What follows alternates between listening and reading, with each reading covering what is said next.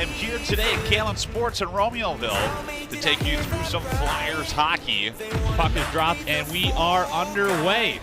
We're going to compete and we're going to bat. We have to compete all 3 periods. Flyers came out hot. The Flyers to an early lead. Zone shot, he scores! The culture that they have there is pretty special. Really happy to be back and excited for a season of had of great hockey.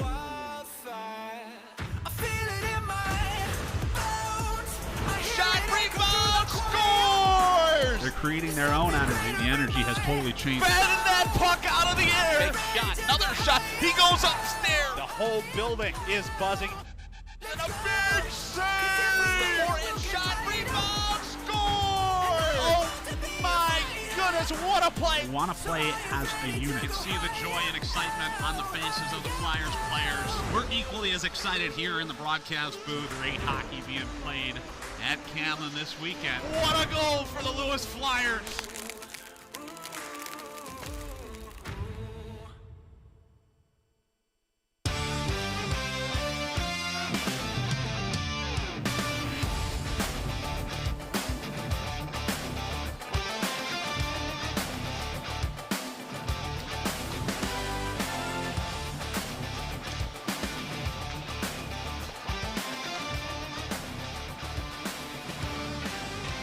Hello and welcome back to Kalen Sports in Romeoville. My name is Logan Kapp. I am here today broadcasting live on the Lewis University Television Network, some Flyers hockey. We are here today for senior night as the Lewis Flyers are taking on the visiting Raiders of MSOE in what should be a pretty great Saturday afternoon matchup here in Romeoville. This is game 2 of the series between these two squads. The last time these guys played all the way back last year. That was back in October, at the beginning of October anyway. And Lewis Flyers took a pretty commanding victory away from that one. 6-4 was the final score. We actually talked to one of the Flyers seniors, Ben Alagna, on the Lewis Hockey Podcast this week, and he told us that going into the third period, the Flyers were ahead 6-0 and ended up letting in 4 goals in that third period. And afterwards, the emotions in the locker room, not great. It almost felt like a loss for these Lewis Flyers, so it was a very mix of emotions last game they played up in Milwaukee at the Kern Ice Center, and they're looking to extract a little bit of revenge for what was not the best period of hockey for the Flyers in that third period. Today, though, in Romeoville, it's senior night. We're honoring 5 seniors, the 5 seniors on this Lewis Flyers hockey team who have given so much to this hockey club and to this university. I'm looking forward to going through that ceremony, which we'll see right after warm-ups. We're going to cut the ice and do that.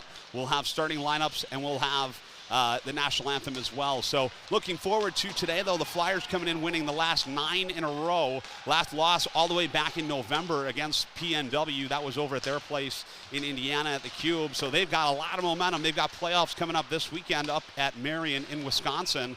And, man, they've got a lot to play for today. Jim Swoyer told me earlier this week they've got a lot of injuries. They've got a lot of guys who are banged up. So this might not be the regular Flyers lineup that we've seen throughout this season thus far. But there's going to be a lot of guys who are getting the opportunity to show Jim Swoyer and the coaching staff of the Lewis Flyers what they're made of. And we're really excited to see what some of those guys have to offer. Players of the game today, though, force for the Lewis Flyers. Dominic Grigori playing really well for the Lewis Flyers all season long. He's going to be my player of the game to watch. Talk about impact since he started. 18 games played, 2 goals, 4 assists. Stat line doesn't really say a lot. He's had a lot of opportunities on special teams. Jim Swoyer has been giving him a lot of ice time. They've been working on it a lot in practice. And, man, every time he's on the ice, he's making an impact. So, number 7 in white for the Lewis Flyers. He'll be someone to watch for them today. The other side, Joseph Groh-Barrick, the forward for the Raiders that we will be watching today. In the last game back in October against the Lewis Flyers, he had 2 goals in that third period, one of which was on the power play. And he's first in points and in goals for this Raiders hockey team. So every time he's on the ice, I'm sure Flyers defense will be all over him. And they'll be looking to get as much production out of him, the Raiders will anyway, throughout the course of this hockey game. They're coming in off a loss to Marquette a couple days ago. They were supposed to play him on Friday. They actually rescheduled that game till tomorrow. So a lot of intermixing in terms of matchup for each of these squads. Lewis Flyers next weekend will be playing the Marquette Golden Eagles in the first round of the NCHL playoffs. Again, like I mentioned, that was up in Wisconsin at Marion. So both teams a lot to play for today, a lot of similarities, and I'm sure Jim Swire and the Lewis Flyers are looking to take some of that momentum into the playoffs in the coming weekend. So, like I said, it's senior night. It's a great night. The rink is packed today, and of what has been the warmest day in Romeoville in quite some time. Last weekend, it was about -7 when I got out of the car, so it was a heck of a lot better today. Almost took the jacket and the blazer off while I was unloading the car. So really great atmosphere. A lot of family members of these Lewis Flyers seniors in the house. We'll see that ceremony in about, I'd say, 15-20 minutes right after the completion of the Zamboni after warm-up. So be sure to stay tuned for that. Then we've got 60 minutes of hockey coming your way right here live on the Lewis University Television Network. It's senior day. We'll catch you right after that. You're watching Lewis Hockey live right here on the Lewis University Television Network.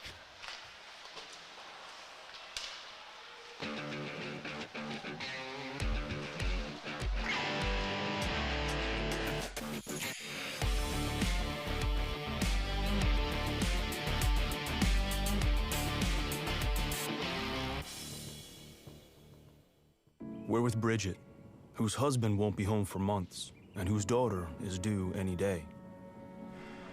We're with Mike, who's leaving home to protect his family and yours. We're with all service members and their families who need community, connection, and maybe a bit of magic. Are you with them? Learn more at uso.org today. We're with Liam after his 4th military move, when being new is starting to get old. We're with Tara during the holidays, when she misses home the most. We're with all service members and their families who need connection, comfort, and a home away from home. Are you with them? Learn more at uso.org today. You're looking for your opportunity to make a difference that impacts your world for the better. And no one is better equipped to help you do that than Lewis University. With 37 graduate degree and certificate programs, we can help you develop the skills required to maximize your performance and value in today's workforce. Classes meet in 8-week sessions, 100% online, on campus, or a mix of both designed for working adults. Your time is now. Transform your skills and potential with a graduate degree from Lewis University.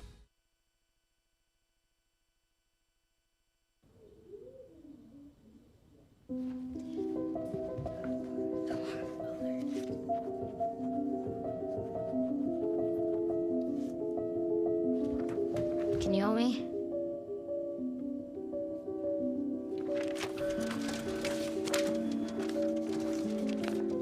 Mom, Dad, we're going out. Thank you.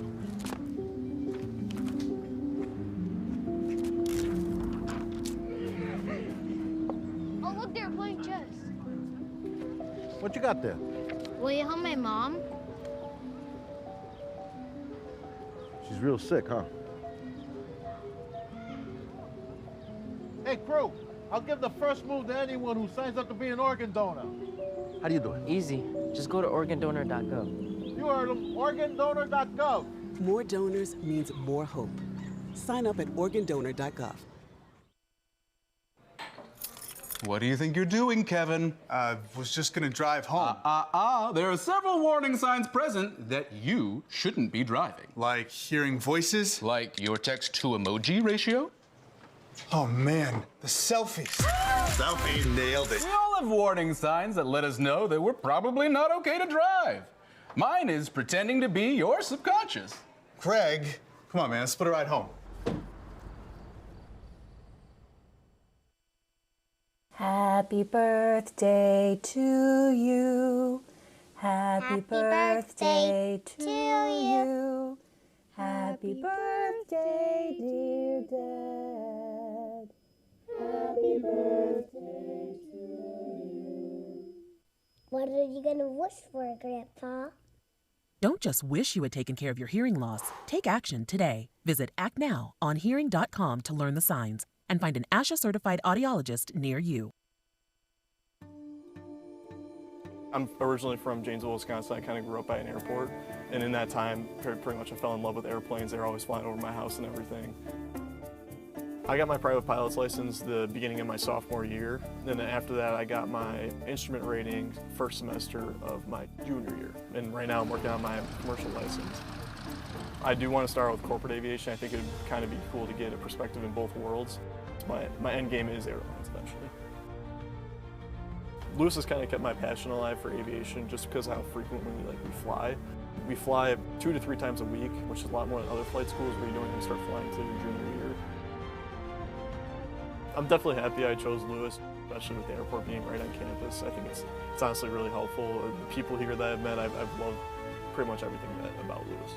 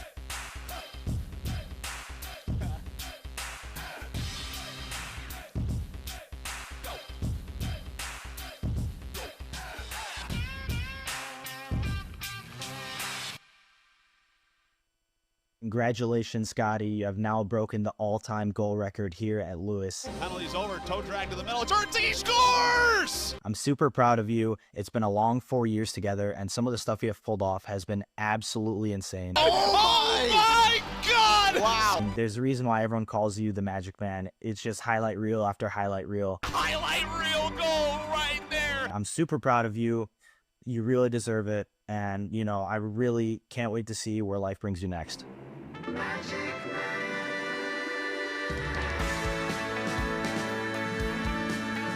Down to Ernstein, and with authority, Scotty Ernstein. Huge congratulations to you on breaking the all-time goal-scoring record at Lewis. I know you're a humble guy, but I hope one day you could truly sit back and realize how amazing of an accomplishment this is. The rebound sat in front, it's there and found by Ernstein, and he scores! I know it could have been frustrating going against me in practice, facing my poke checks and not scoring as much as you'd want to, but you took your frustrations out on the other goalies, that's for sure. What's the defenseman? Scotty Ernstein's got it, tries a shot, and he goes right through the wickets of Hedke. You're a tremendous hockey player, you're a tremendous person, and I'm glad to call you a friend and teammate. Ernstein in his own shot, he scores! Scotty Ernstein! Congrats on this achievement milestone. You're a hell of a player and a great leader. I can't wait to see what you do after hockey. Ernstein starts, shoots, goes far down on AJ Grisbeck. Scott Lynn, congrats, brother. Wow, what an amazing milestone. It's just a testament to your dedication, your leadership, your talent, your commitment. Another shot is right in the back of the net by Scotty Ernstein. Congrats on this milestone. You know where I'll be at, so next chicken parm's on me, brother. Scotty Ernstein, he's into the zone. Fake shot, another shot. He goes upstairs right there. Here's Ernstein moving in. Lots of moves, he scores! Scotty Ernstein on the breakaway. You now hold the record for most goals at Lewis all time, which is a little funny considering I watched you miss many times over the net at our shooting lessons with Ian. Pulls to his forehand. Scotty Ernstein finds the back of the net. I'm super proud of you. Happy to call you my best friend and roommate. But congratulations. Love you, brother. Scotty Ernstein with a one-timer will score. Congratulations, Scotty. You are officially the all-time goal leader here at Lewis University. You are incredibly talented and you've earned this. Here comes Ernstein, blows through everybody. Scotty Ernstein scores! It's incredibly exciting to see you grow on and off the ice, be a leader on and off the ice, and get this truly incredible accomplishment in your senior year. Scotty Ernstein shoots and he scores! Scotty Ernstein ties it for most goals all time by a Lewis Flyer. Enjoy this moment. Congratulations. That's just unbelievable stuff from Scotty there. You know, you mentioned he is the Magic Man, and that was very magical. The Magic Man, with his greatest trick of all, now has more goals than anyone else in Lewis Flyers history.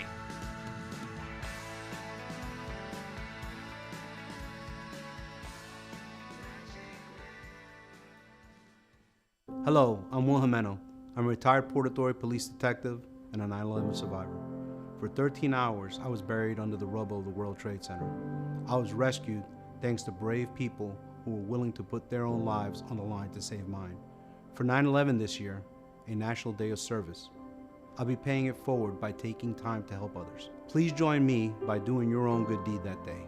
Visit 911day.org to learn more. Providing students with the skills and qualities needed to be successful, the Lewis University Radio and Television Broadcasting Department prepares students for high-level performance in their endeavors. The broadcasting professor supplies students with numerous chances outside of the classroom to sharpen their tools and get a taste of the real world of broadcasting. I just thought it was really interesting, and I want to go into sports media. Everyone's really welcoming, even if you have no experience. Like, you will be uncomfortable at the beginning, like I was, but once you start into it, you'll be more comfortable as your teachers explain everything. Technical directing, editing, producing, and anchoring are just some of the countless broadcasting roles students can get involved with during their first week in the program. From being on the air to producing behind the scenes, students will acquire valuable life skills in addition to what they learned in broadcasting. All majors are welcome, and to get started, visit lewisu.edu/admissions so you can make a difference and take your talents to the next level.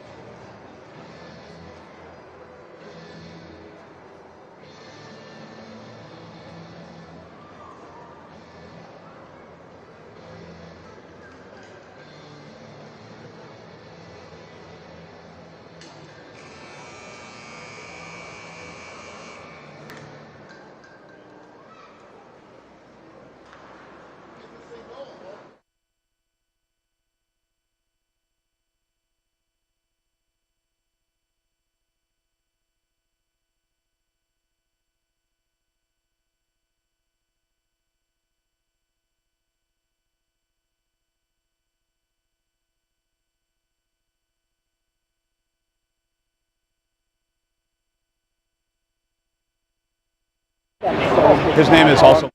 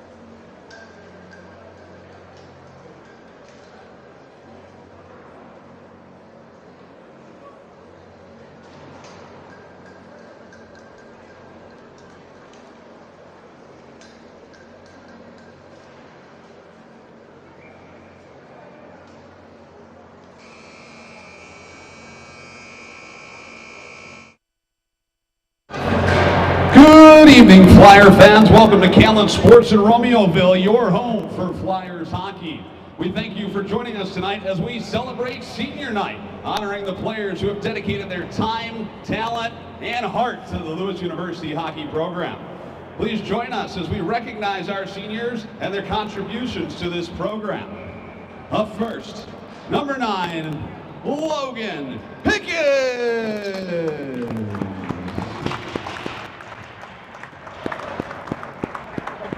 Pickens has spent 5 years leaving his mark all over Lewis hockey. Whether on defense or up front, he was the ultimate versatile competitor. Back-checking, creating plays, and delivering when it mattered most. His calm presence, speed, and understanding of the game made him the difference maker on every time he stepped on the ice. Pickens, your legacy will be here and never forgotten.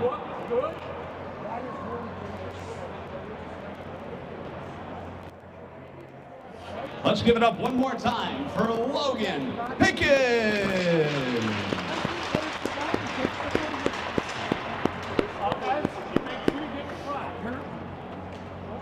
Up next, number 24, Jake Wilninski.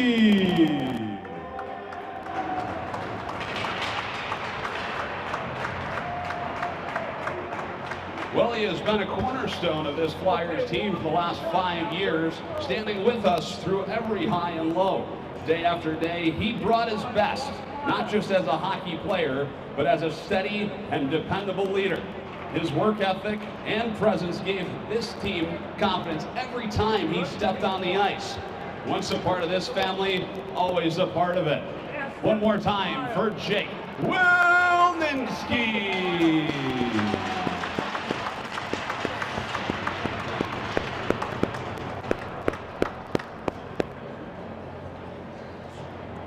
Up next, number 81, Brian Goop.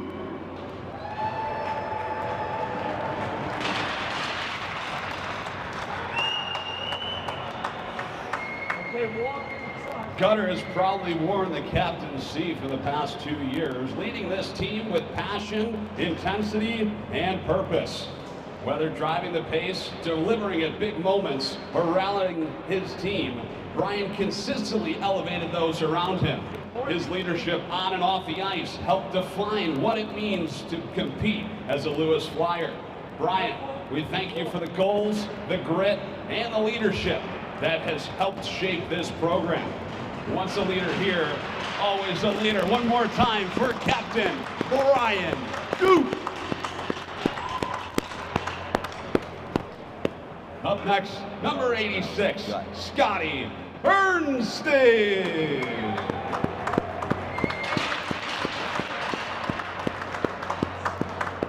Scotty leaves Lewis University as one of the most accomplished players in program history. as captain and the all-time leading goal scorer in Lewis University history, he has had a unique ability to take over games and turn moments into memories. His poise, vision, and leadership lifted this team when it mattered most. Scotty, you didn't just make an impact, you left a legacy. One more time for the Magic Man, Scotty Herdenstein. I don't have the starting lineups either. We want to grab the roster real quick for both teams. I need the other teams too. Sorry, just thought of that. And last but not least, number 97, Ben Lagna.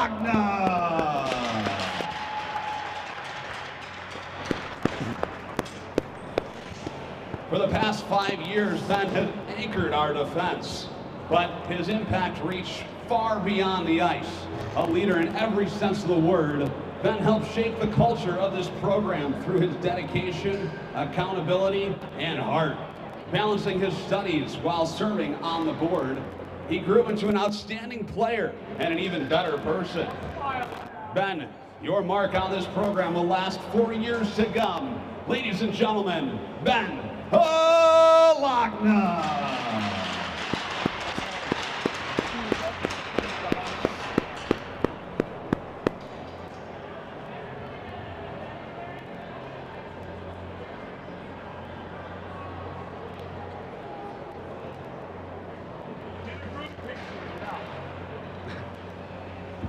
Let's give it up one more time for all 5 Lewis Flyers hockey seniors.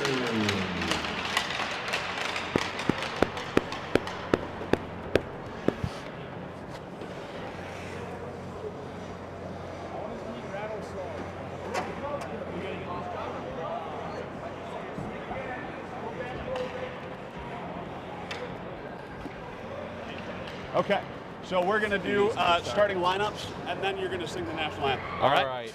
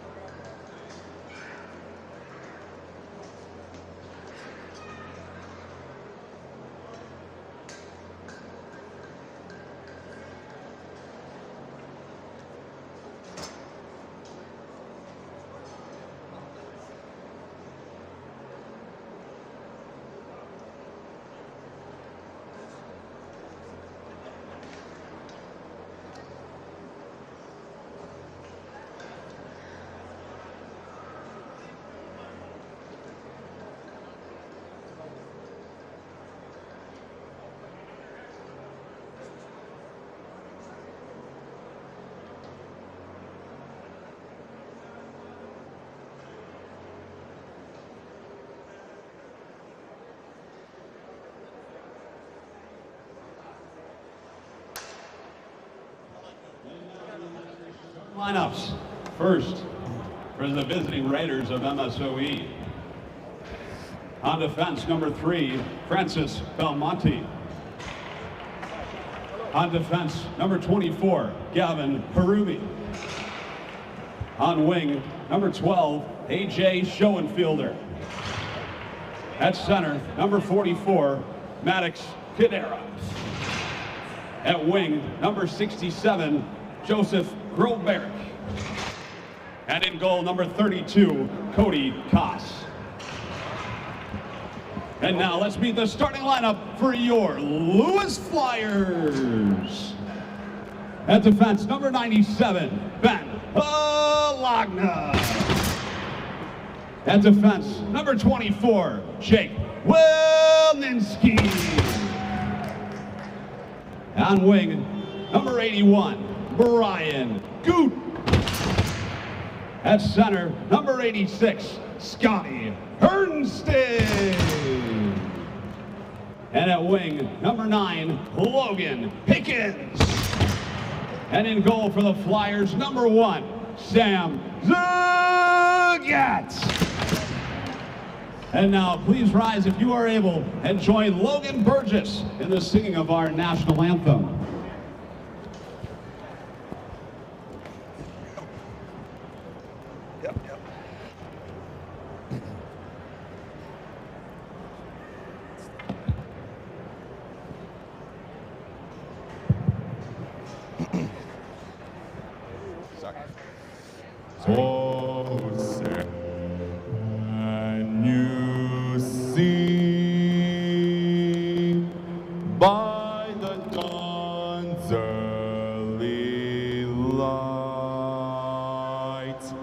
what so proudly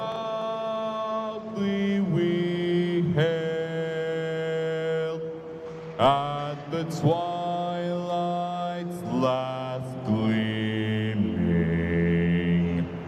whose broad stripes and bright stars through the perilous fight o'er the ramparts we watched were so gallantly streaming, and the rockets' red glare, the bombs bursting in air, gave proof through the night that our flag was still there. Oh, say does that star-spangled banner yet wave?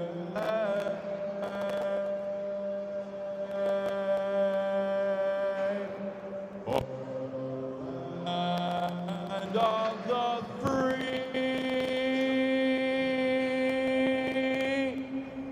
and home of the brave.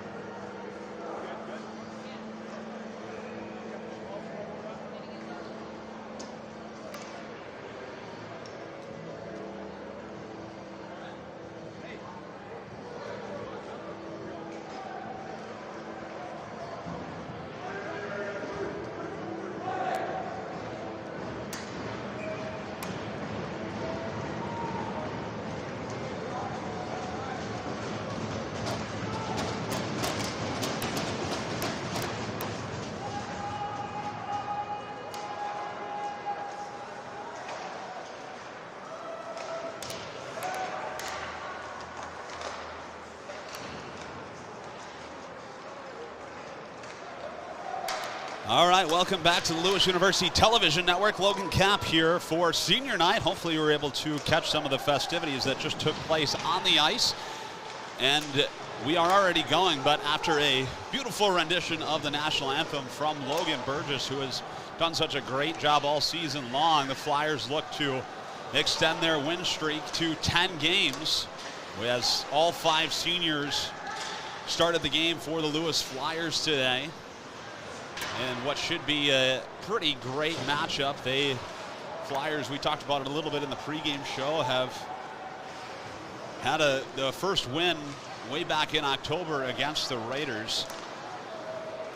And that was after, to them, what almost felt like a loss. They let in 4 goals in the third period after taking a 6-0 lead into the third. And emotions were not running too high after that happened, so they'll look to play a full 60 minutes of hockey today against the Raiders. Starting goaltenders as Stumpf works the puck in on his backhand.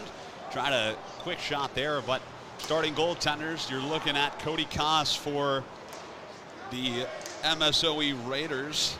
18 game appearances this season. 8-8-2 is his record. 4.86 goals against average for Koss. .894 save percentage. Been their mainstay for the past 5 years. He's in his 5th year as a super senior. Cody Koss, name familiar to the Lewis Flyers. He was in that last time the Raiders came to town last year. And to our left, the big man in white, Sam Zagat, gets the look once again for the Lewis Flyers, looking to take some confidence into their matchup this weekend against Marquette in the first round of the NCHL playoffs. That's taking place on Friday up at Marion in Wisconsin. Flyers controlling thus far. Here come the Raiders into the zone. Far side. Snapshot. Big pad save made by Zagat. That was Joseph Groberek with that early drive for the Raiders. He sits atop the leaderboard for points and goals on this Raiders hockey team. So I'm sure we'll be seeing number 67 in black on the ice a lot for the Raiders. That one got gloved down by Petrippin. And that long-range shot goes up off the glass, controlled near side. Petrippin. Right on him, though, is Josh David.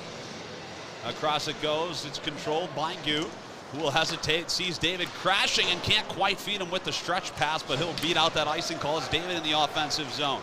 Tried to feed it to Fronte, but he fanned on a pass attempt. Now it's Pickens at the top of the key. Across to Ricci, slaps it down to David, who was falling down, but still able to control it behind the net. Now it got rifled up the far side by Capitano, but it's Pickens in the neutral zone. Sees David across the ice. Beautiful puck movement through the neutral zone by the Lewis Flyers right there, but Fronte couldn't quite knock it down. Now it's Alagna back in his own zone. Here's Ricci far side, trying to hit Pickens, who was skating the width of the ice, but pass was blocked, and it gets backhanded up and in by Petrippin. Now Vinny Poro back on the ice for the Lewis Flyers in his 5th appearance for this D2 hockey team. Has had a lot of success on the D3 side, but looking to get some experience from Jim Swoyer with some higher levels of hockey. He'll be making the road trip up to Marquette. For turnovers forced there, it's Keegan Mackey down behind the goal line, but the puck was stripped away and sent all the way down to Sam Zagat, who will paddle that one aside. It's Rapaz in his own zone. He's got Francis Belmonte right on him, and that one got ladled up the far side wall. Now it's controlled neutral zone by Ryder. He's now Troy Nail. Across to Abram, who's looking for some options through the neutral zone, and Mackey kind of touched that one over to Rapaz, who will rifle it in. Back in his own zone, Gavin Harubi, junior from Waukesha, Wisconsin, gets that going for the Raiders, but couldn't get past the Flyers' blue line. Now it's Stumpf. Chips and chases into the Raiders and Scotty Ernstling behind the ice, controls it around the net, but had his stick tore out of his hands behind the Raider goal. That one got backhanded up on the far side, and that was Pramek, who had a big body check, and he'll be seeing the inside of the penalty box.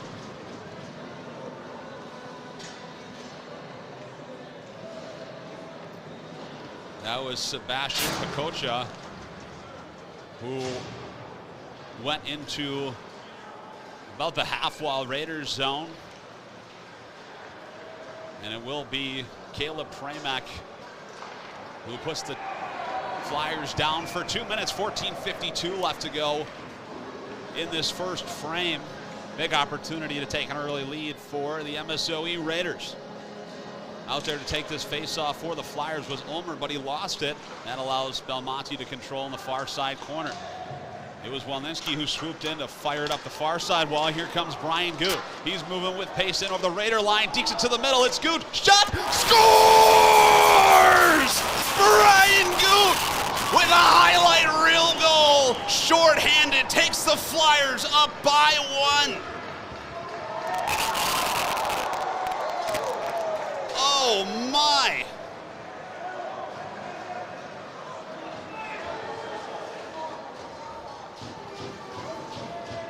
Brian Goot showing what he's made of on senior night. On the penalty kill, 14:37 left to go in the first period. What a start to this hockey game in front of a packed house here at Camlin Sports.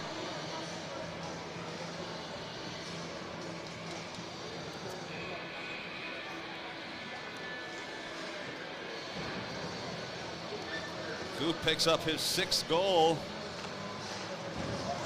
on the season thus far. Had one other one in the second period. The first time these two teams met back in October.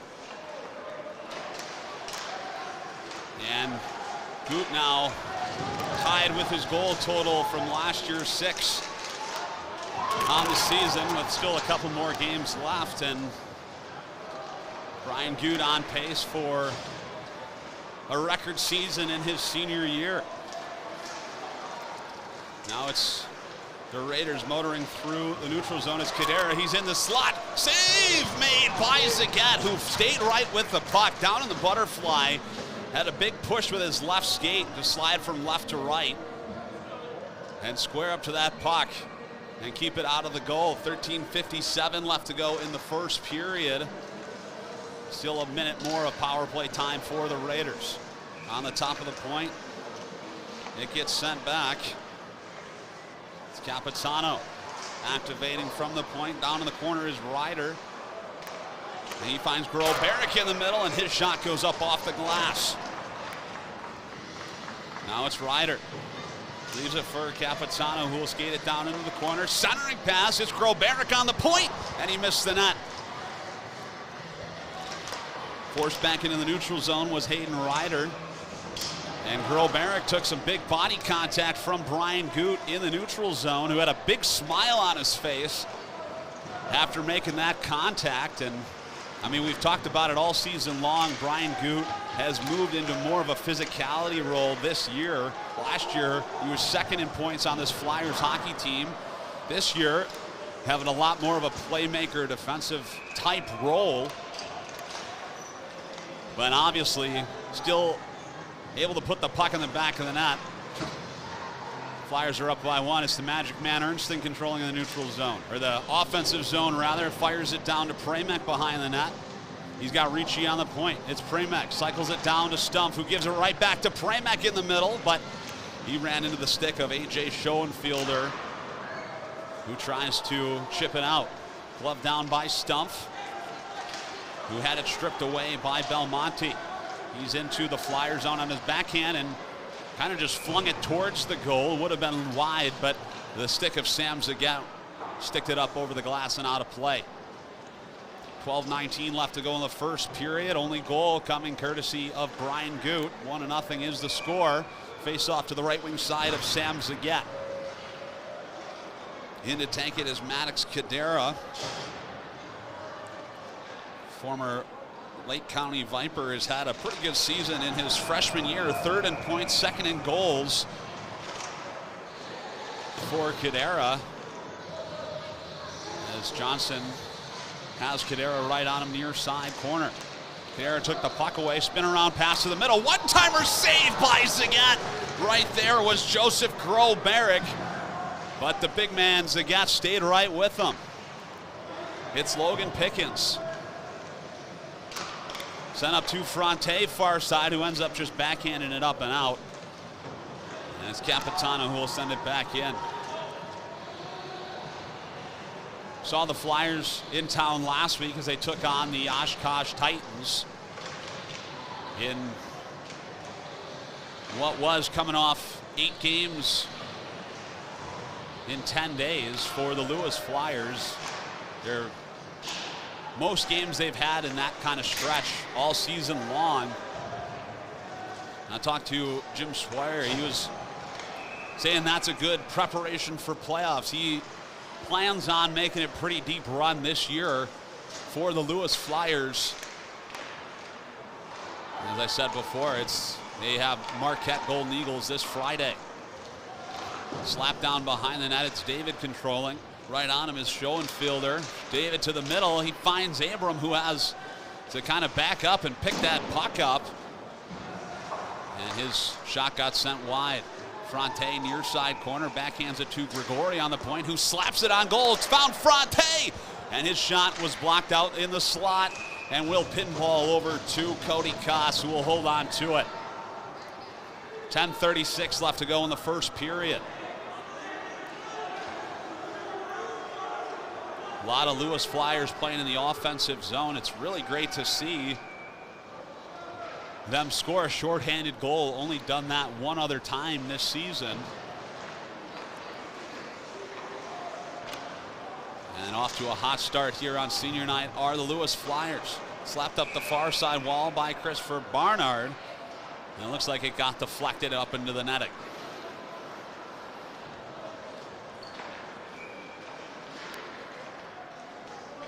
Christopher Barnard The Woodbine native has been doing pretty well. A name familiar to me from last year.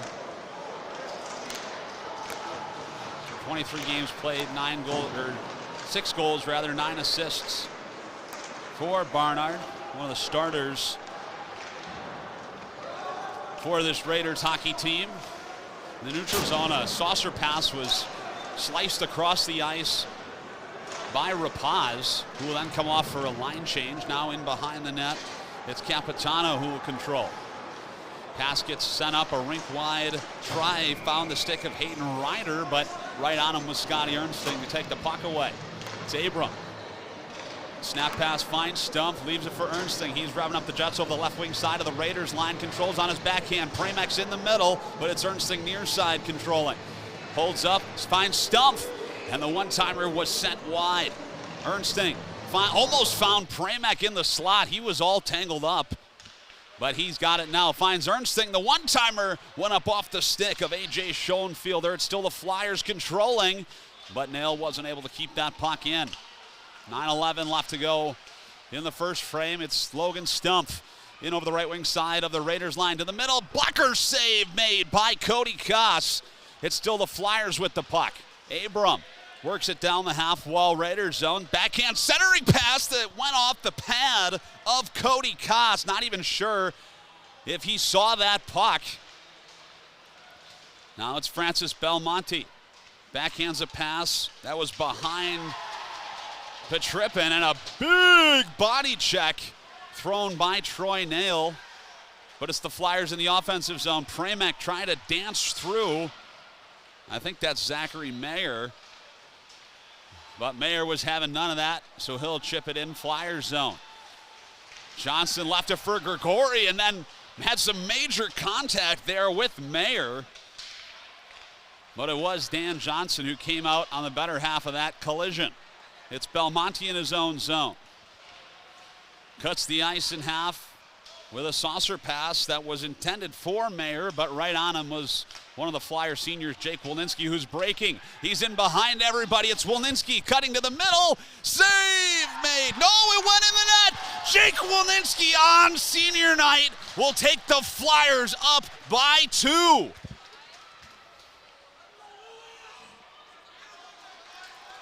Two goals, 2 Flyers seniors. What a career it's been for Jake Wolninski in his 5th year for this Flyers hockey team. Gets his 9th goal of the season.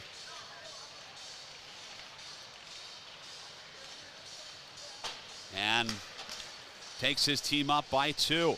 It's Alagna. It's David in the offensive zone who took the puck away and was able to get a quick shot off. Not a great turnover there for the Raiders. Here's David now with speed. He tried to walk it by the defenseman, that's Capitano, but the stick was in the way. Capitano's able to backhand that one out, but it's right back to David. They're right in. David, snapshot blocker save made by Koss. It's still Josh David looking for Pickens in the middle, but Alagna's slapper from the near side point hit a shin pad and will deflect into the corner. It's Ricci on the point, fans on the first try, but able to send it down. Now it's the Raiders moving back the other way. It's Kadera. Kind of just flubbed it on goal right to Zagat, who will hold on to it. 6:52 left to go in the first period. 2-0 is now the score.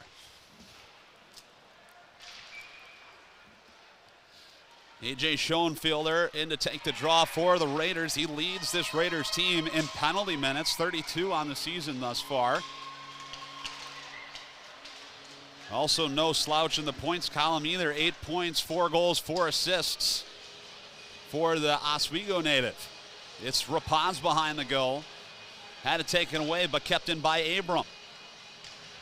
Took some big contact there on the far side half wall, and it squirts back into the neutral zone. Rapaz rifles it in. It went off the stick of Titus Yang.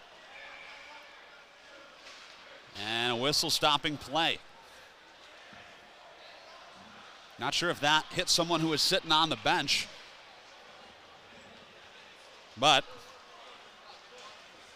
either way, we'll see a face-off just outside the Raiders' blue line. Is controlled by the Flyers. Adrian Abranin over the left wing side of the Raiders line. He tried to pull it to the middle and fire, but went right into Gavin Harubi. And it's Keegan Mackey right in the slot. And a big save was made by Cody Koss with a windmill. How do you do?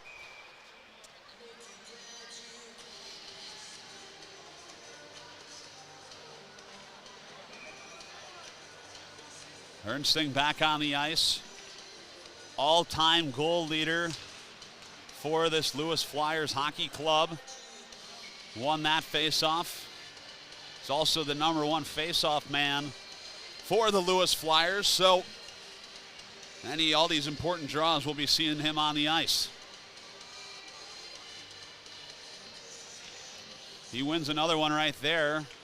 And that was Pramac who sent it in Catawampus to the near side corner where Stumpf battles away. And it's sent around the net by the Raiders. Ernsting on the point. Goes high off the glass where it gets gloved down by Abram, but right in the center of the ice was Schoenfielder to take it away. Excellent recovery, though, from Logan Stumpf and the Flyers. They control. Now it's Abram on the dot. His shot goes up off the glass, found by Nail near side. He couldn't settle it down, so he chooses to back it up. Now it's Pramac. Raiders making a line change right in on Belmonte, but Ernsting swooped in and picked it up. Ernsting looking for Pramac in the middle, had his pass blocked. Now moving with pace back the other way is Petrippin.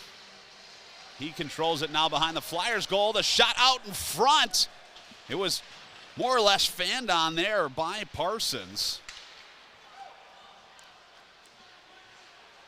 Or no, that was Ryder who had that shot attempt. Here's Stumpf.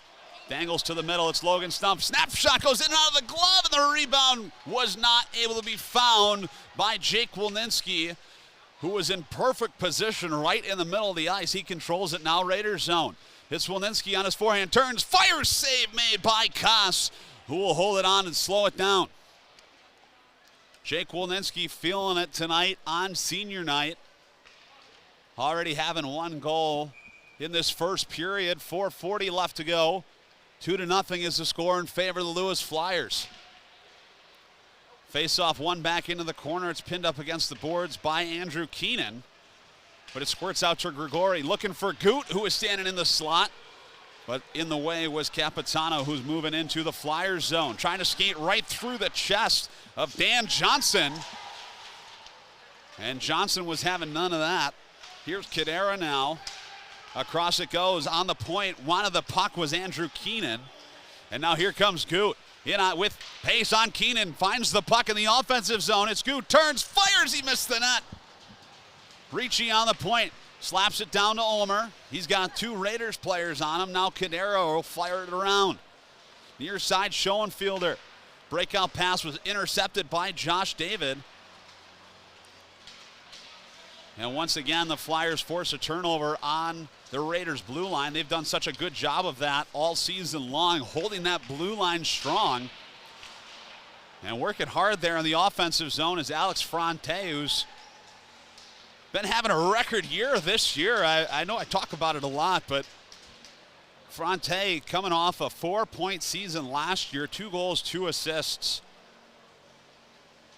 for the Orange County native.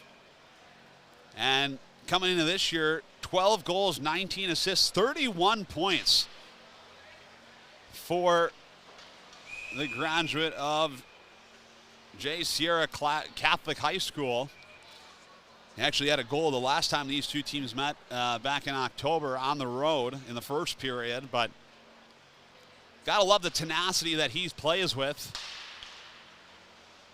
And certain lack of presence here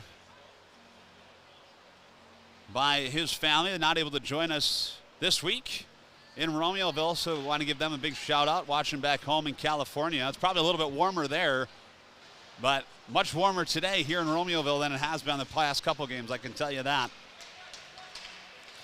in the neutral zone. The puck was forced in over the Flyer line by Ryder, but the Flyers collapsed.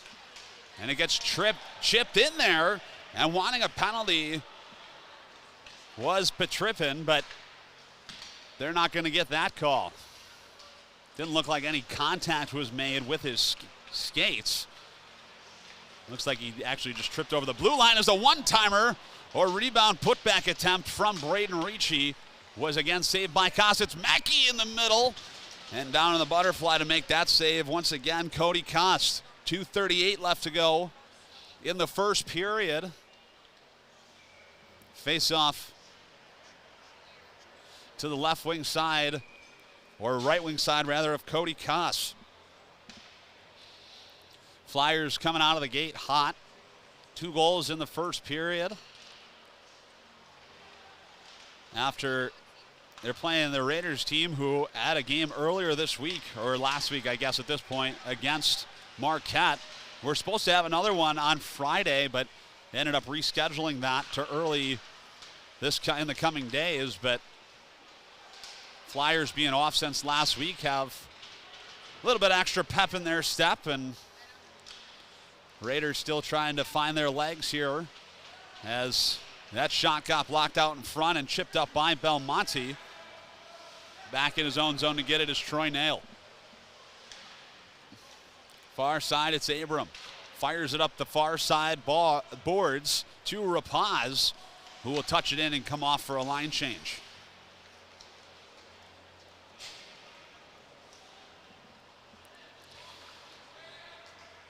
This period of hockey has been one of the best for the Lewis Flyers. I had talked about it a little bit already.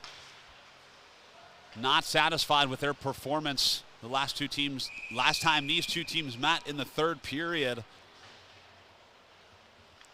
And in what seems to be one of the biggest crowds that we've had all year long here at Camlin Sports, Flyers have their foot firmly pressed down on the gas pedal. Minute 28 left to go in the first frame. That one gets sent in where it's stick handled by Sam Zagat. And the centering pass found in the slot. And right there was Maddox Kadera, but just couldn't pull the puck and control it fully. That allowed Zagat to pounce on top of it. He'll see a face-off now at the far wing dot, Lewis end. A minute 18 left to go in the first period. Holmer lost that face-off. Right there was Kadera. He got sent around the net and up by Wilninski. It's Yang from the point. Rebound was saved by Zagat.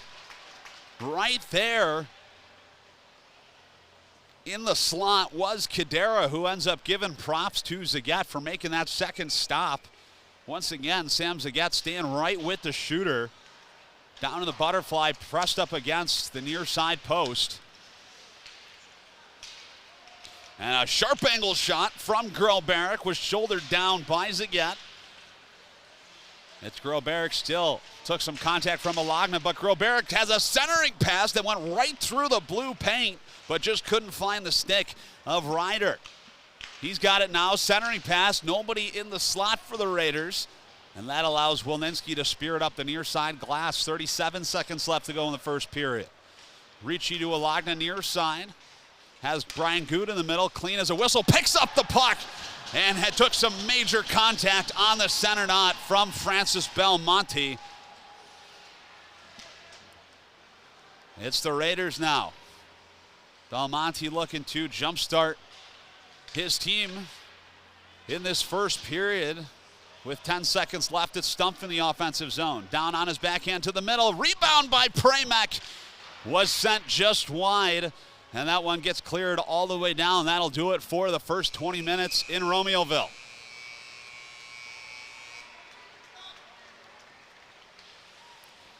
Flyers coming out of the gate with a lot of extra pep in their step against a Raiders team who is looking to bounce back from a couple losses.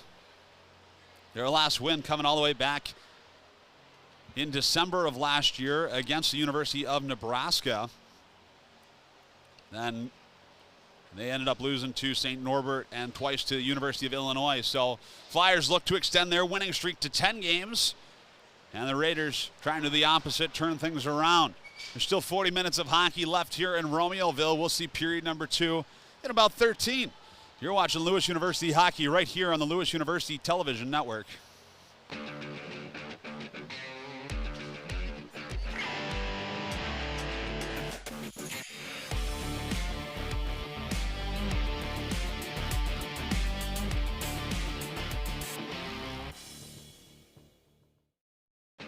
Here's a Lagna shot, and Benelagna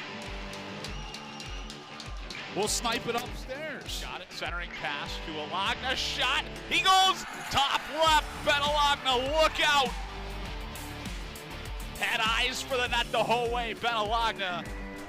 Here's a Lagna. He walks it in, shoots. He scores. Benelagna opens the scoring early for the Lewis Flyers on the power play. Has the puck, a Lagna for the point, and a goal! Benelagna on the power play. Again, nice by the Flyers forecheck there just to work the puck in. Stumpf cuts across the middle of the ice, makes a nice move, and Ben manages to capitalize on a nice shot.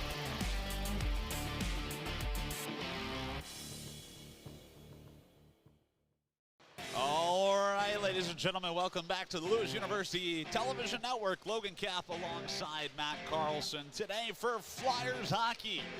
As the Flyers are taking on the visiting MSOE Raiders. Well, a couple positives for being in the offensive zone. Number one, it's really easy to score. It's a lot harder to score when you're in your defensive zone. And number two, it's a lot harder for the other team to score when they're playing 200 feet away from your goal. So here's Ernsting in his own shot, he scores! Scotty Ernsting opens the scoring early for the Flyers.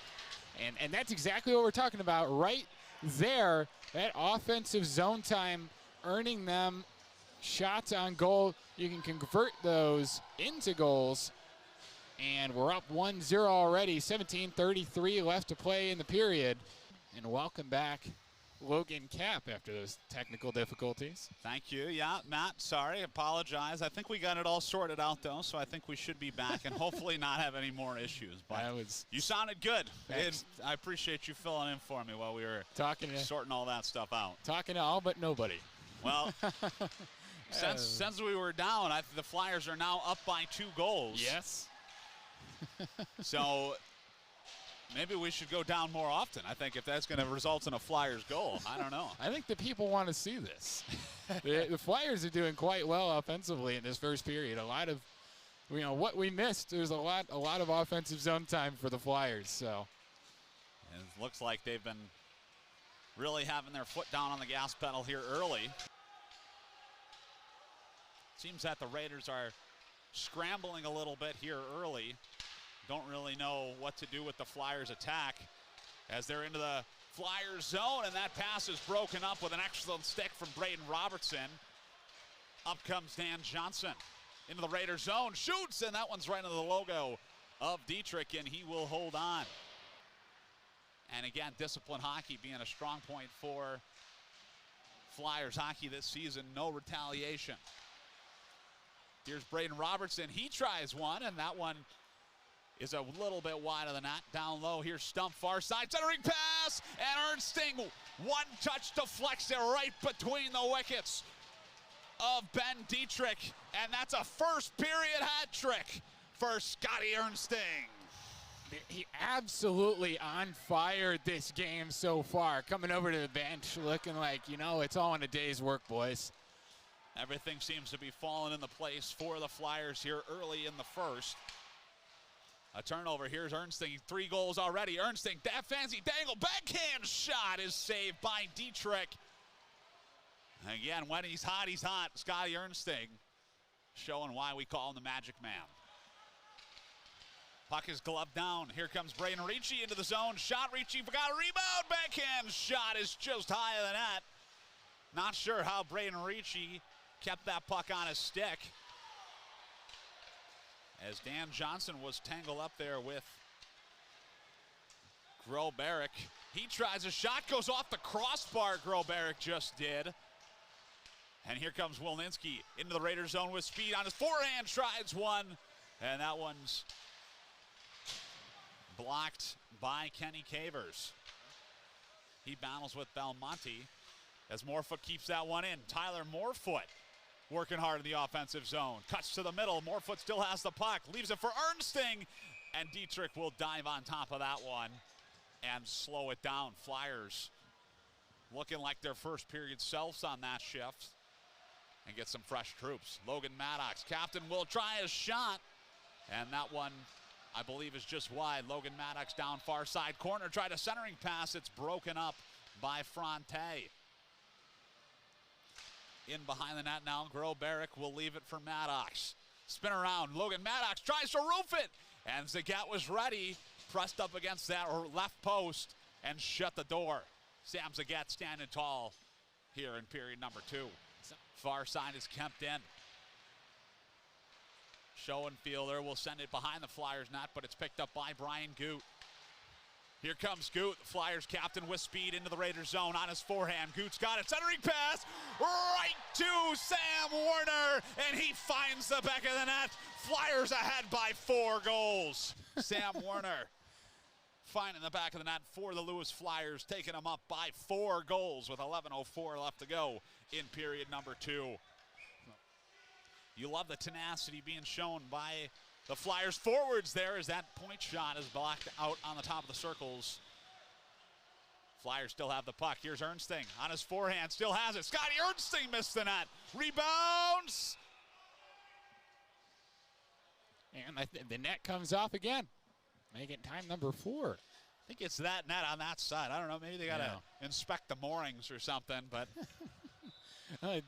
Dietrich's not a small guy either. Not something you see too often, but, it comes in handy.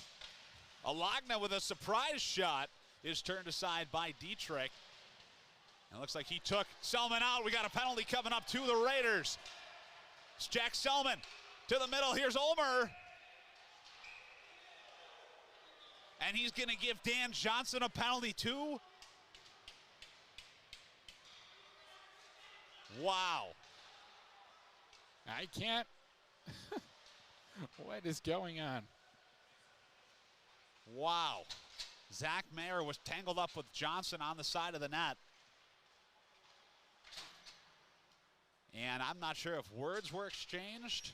I was watching that develop over there, behind Dietrich, and I didn't see anything personally. Maybe if we were to watch it back, but. Here's Caden Ulmer.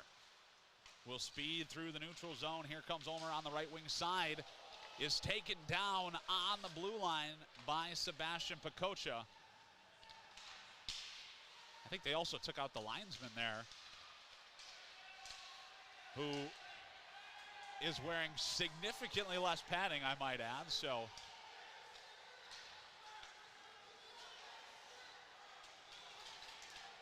there's some commotion on the Flyers bench, and Alagna doesn't have a stick. But maybe he stole, I think a member of the Raiders team stole Johnson's stick. And puck in front of the net, save 2-3 by Zagat. He keeps it out of the net. Jim Swoyer palms up on the bench, demanding an explanation. And Selman gets shoved down to the ice, and that's that disciplined hockey. He might be getting sent to the box here. Yes, he will. Groberek sent to the box. Assistant coach Dylan Parshall looking for an explanation. I think they're trying to get so we have a stick back. I think that was Ben Alagna's stick. Yes. So we have a stolen stick, and then I'd love to know why Groberek is pushing and shoving. I mean, he earned that penalty. And he's serving at this moment. Jim Swoyer fired up on the bench. What is going on? A focus point in their practice plan. As that Opportunity is saved by Zagat. He went sliding into the corner. It looks like a strap has come off his helmet. Zagat still in the net for the moment. Far side is Morefoot as he kicks that one ahead to Sam Warner. Traffic jam in the far side is found by Maddox. Shot squeaked through, and that rebound was cleared by Alagna. Ben Alagna saved a goal. But again, we'll keep an eye to our right-hand side as Omer will send that one behind his own net. Couldn't be found on the point. Here's Harubi. He tried a shot. Off comes Dietrich, extra attacker for the Raiders. Flyers force a turnover. Here's Selman. He sends it off the boards. Jack Selman from his own zone. Jack Selman playing the angle. Will pot that one home to take his team back ahead by 3 goals. Far side traffic jam. Bernard is there along with Schoenfielder, and that will do it. Flyers have earned another win. Ooh, at home with some fisticuffs after the horn sounds. Either way, the Flyers extend their winning streak to 4 games.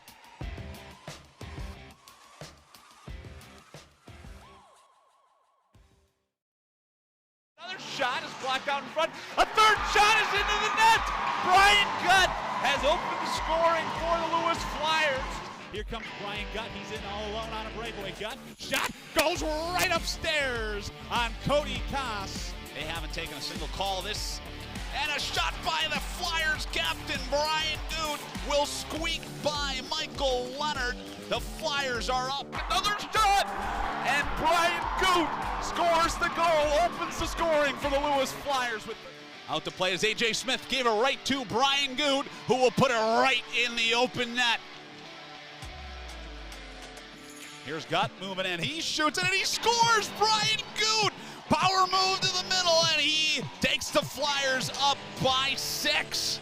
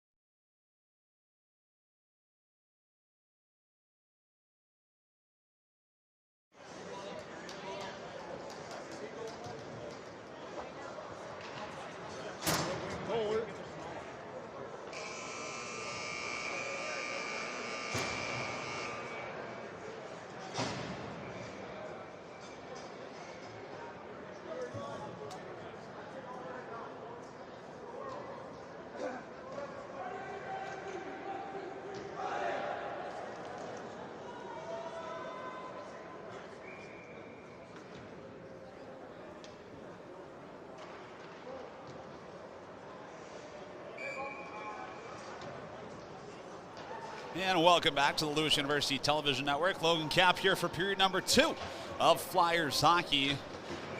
Through 20 minutes, the Flyers have played one of the best periods that I've seen in my entirety calling hockey for them. Just all together as a unit, firing on all cylinders. Found the back of the net only 2 times, but I don't know if that's very indicative of how they were playing. Cody Koss made a couple good saves in that first period. And they look to, Flyers do anyway, have much of the same in period 2. An early face-off to the left wing side of Cody Koss as the linesman got to make sure that side door is closed over there. Don't want that popping open in the middle of play. As it's Caden Ulmer behind the Raiders goal. Took the puck away up the far side half wall. It's still Ulmer. In swoop Kadera to try and pull it out of there. Now it was Schoenfielder, but here's Wilninski, goes right upstairs on Cody Koss, and Jake Wilninski will score!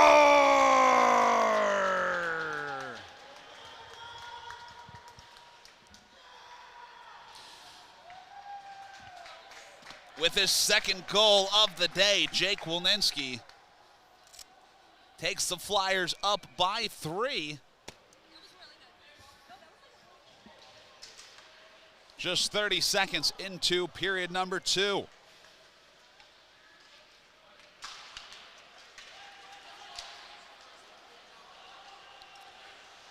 Excellent puck pickup there by Wilninski, who was kind of hovering around the blue line on the far side of the ice.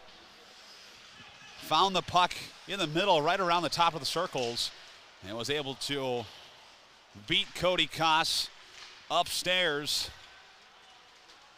Flyers now up by 3.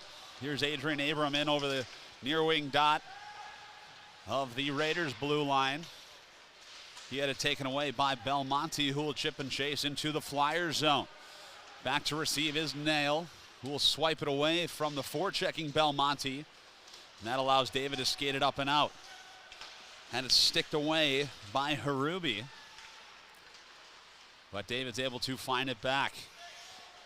In his own zone, it's Mayer. Slowing it down, has Belmonte kind of breaking in the middle of the ice. More pressing threat, though, from Fronte, who was right on him. And now it gets fired all the way down. Troy Nail. Didn't like what he saw, reverse it back. That allows Belmonte to take it away. In the offensive zone, it's the Raiders. A turnaround shot gets sent by the side of the goal. Down low it goes. Abram behind the net. Has Belmonte right on him, who throws his weight into the corner. It got chipped out by Logan Pickens. In the neutral zone, it's Kadera. Motoring into the Flyer zone, had it taken right away by Troy Nail. And seamlessly picked up in the neutral zone by Scotty Ernsting. Here's Pramek moving in. On his forehand, Caleb Pramek to the middle. And ran right into the stick, I believe, of Cody Koss. And Stump's able to knock it down, that time in the slot. But on his knees, ran into Mayer. And that allows the Raiders to control. Harubi has to deal with Vanalagna right on him. Meanwhile, it's Stump near side. Finds Pramek in the middle. His backhand shot was blockered down by Koss. Sliced up the near side wall by Maddox Kadera, but it's still the Flyers. Ernsting had it pushed over to Alagna. Now it's Scotty Ernsting once again. Down behind the Raiders goal has Pramek and Stumpf in the middle, but it's still Ernsting. Had to deal with Gro Barrick, who was right on him. Ended up turning it over to Kadera, who's into the Flyers zone. His shot was blockered aside by Sam Zagat. Fast break going back the other way. It's Caleb Pramek. Stick handles to the middle. Backhand drive. Went up off the glass. Flyers quick to turn the puck on goal. Really good at finding time and space in the offensive zone. It's Ernsting. Turns, fires. It was saved by Koss, who was way out on the top of the crease. It's still the Lewis Flyers. Pramek to Ernsting. The one-timer save by Koss. And the whistle went. Ernsting, who was right there, I think fell down into the net and pushed it right off the goal line, prompting a whistle.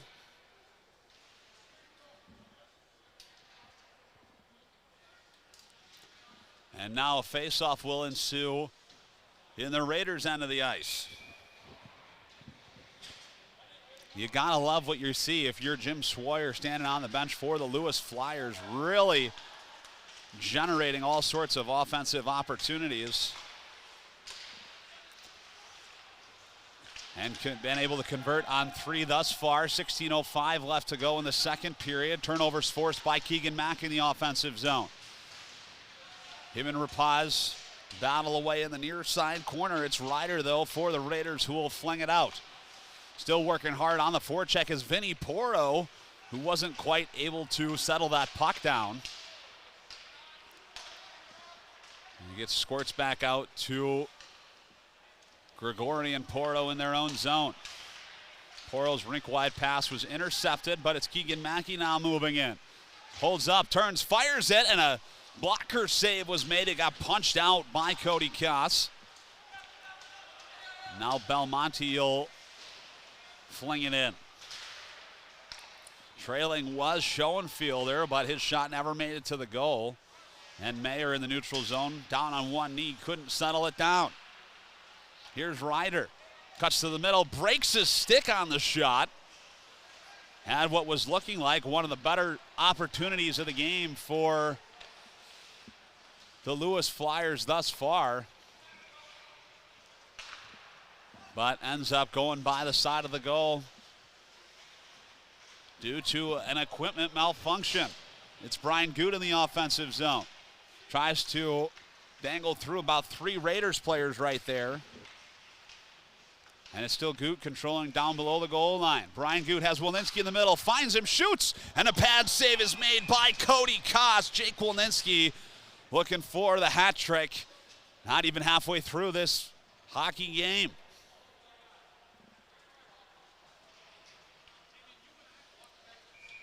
Face-off, near wing dot, Raiders zone, 14.5 minutes left to go in the second period. David will square up with Yang, and David won it forward into the corner. Far side, Fronte walks it to the middle. It's Pickens right there, who was looking for some leverage, had his hands way down on the bottom of the stick, expecting what was going to be a hot pass. But the puck never made it to Logan Pickens. He's the one with it now. His centering pass had eyes for Fronte, but he was all tangled up in front of the net with Petrippin.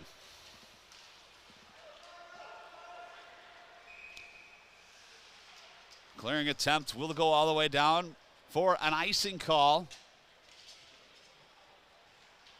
Just under 14 minutes left to go in the second.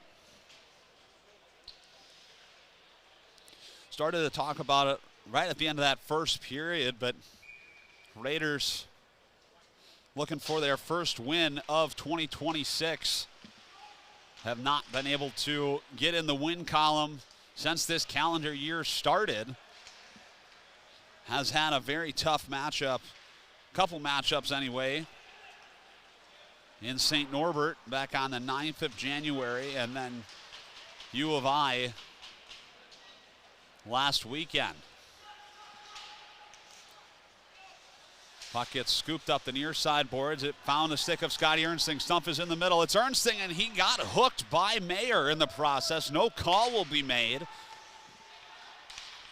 But you got to do what you got to do when the Magic Man is on the ice. You never know when he's going to release that puck, and the best way to do that is tie up the stick.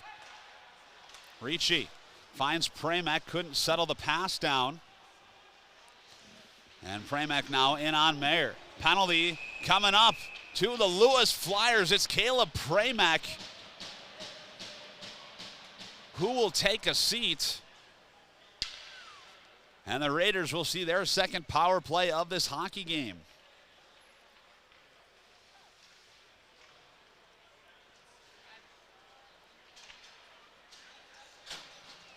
Elbowing is the call made. 2 minutes on the board for Caleb Pramac.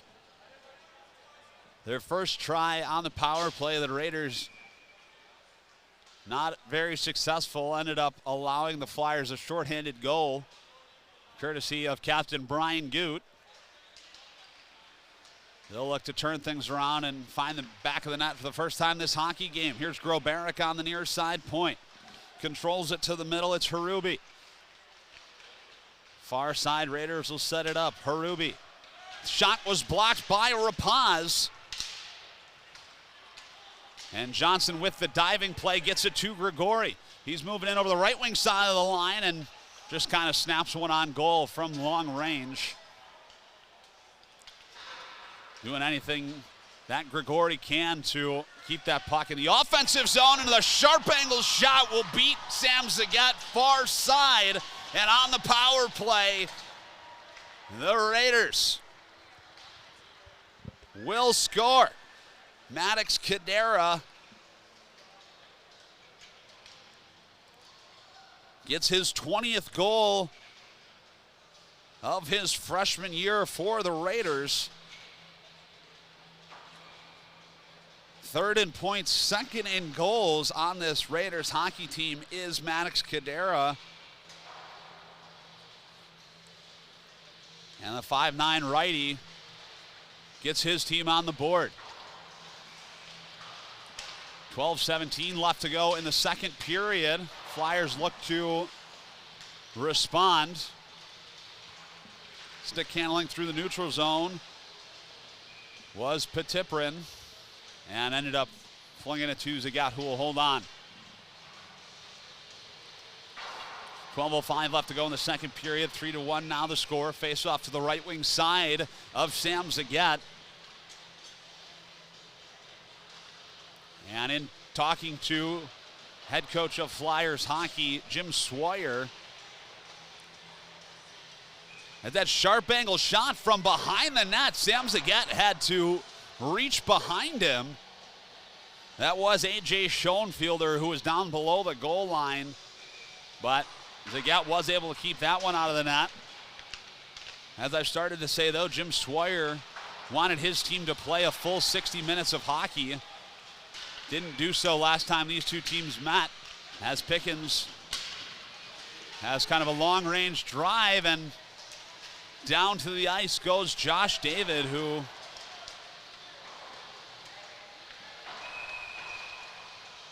took some contact up high in the Flyers zone. Didn't see what happened, but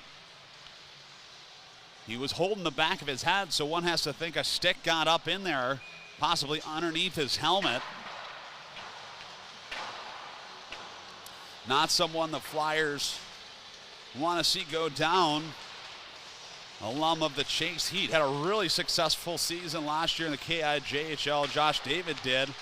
42 games played for them, 11 goals, 12 assists. And has had a stellar season this year for the Lewis Flyers thus far. Grobaric controls it into the Flyers zone, left it for Ryder, but it's Grobaric. Centering pass, found the stick. But the save ended up being made by Sam Zagat. Lofted in by Mayer, goes up off the glass. Right there to receive is Abram. Penalty over. We're back playing 5-on-5 hockey. Revving up the Jets is Logan Stumpf on his forehand into the zone. Stumpfer with a drive. That was saved by Cody Koss. And now it's Ernsting. Still controlling on the forehand. Ernsting's shot was blockered aside by Koss once again. Here's Premek. Ernsting wants it in the middle. Scotty Ernsting flips it to himself and almost found it right in the slot. Oh my, that was pretty. Here's Ernsting again. Puck hopped away from him, but is able to recover. Ernsting now below the goal line. Goes for a skate, cuts to the middle, looking for Premek in the middle, but the pass was just out of his reach. Some sustained pressure here for the Flyers in the offensive zone. As Keegan Mackey able to keep that one in. Tried to stick handle through AJ Schoenfielder, but to no avail. Haruvi's fanned on cross-ice pass allows the Flyers to skate it back in. Now here's Vinny Poro. Turns, shoots it. And that one's easily soaked up by Koss, who will hold on. 9:45 left to go in the second period. 3-1 now the score. And Mackey, Rapaz, and Poro will make their way off the ice. Ernsting right back out there with Premek and Stumpf. Ernsting won the draw. It's Premek controlling. On the backhand, finds Stumpf in the middle. And how Caleb Premek got that pass through, I don't know. He had about 3 guys in between him and Logan Stumpf. And Caleb Premek must have been hanging out with the Magic Man. Pulls out some magic tricks of his own. It's Premek in the far side corner. Stick handles got Keenan right on him, but now Ernsting. Left it for Stumpf, who controls near side half wall, and will send it down low. Well, Scotty Ernsting near side corner. Has to deal with, I believe, Wallstrom right on him. Far side, Premek. Tried to dangle through to the middle, but it was blocked. Now Ernsting to Grigori on the point, who fanned on the one-timer. That forces him and Dan Johnson back. Stumpf Took some major contact there from Francis Belmonte.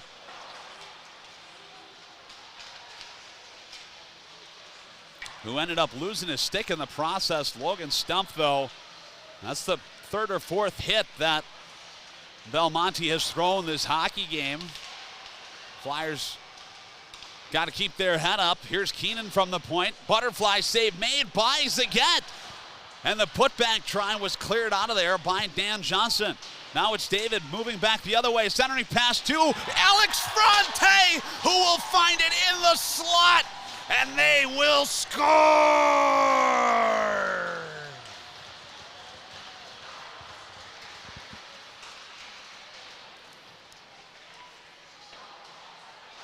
Right in perfect position was Alex Fronte.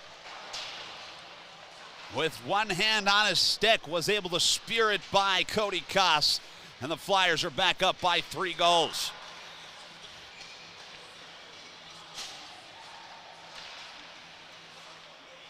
.8:13 left to go.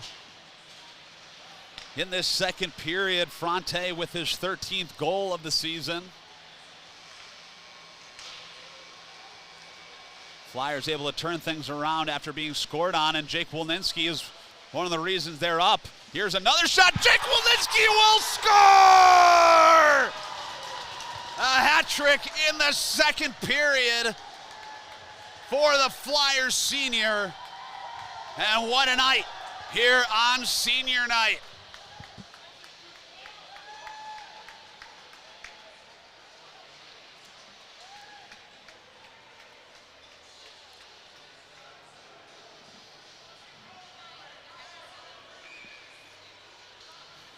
Jake Wilninski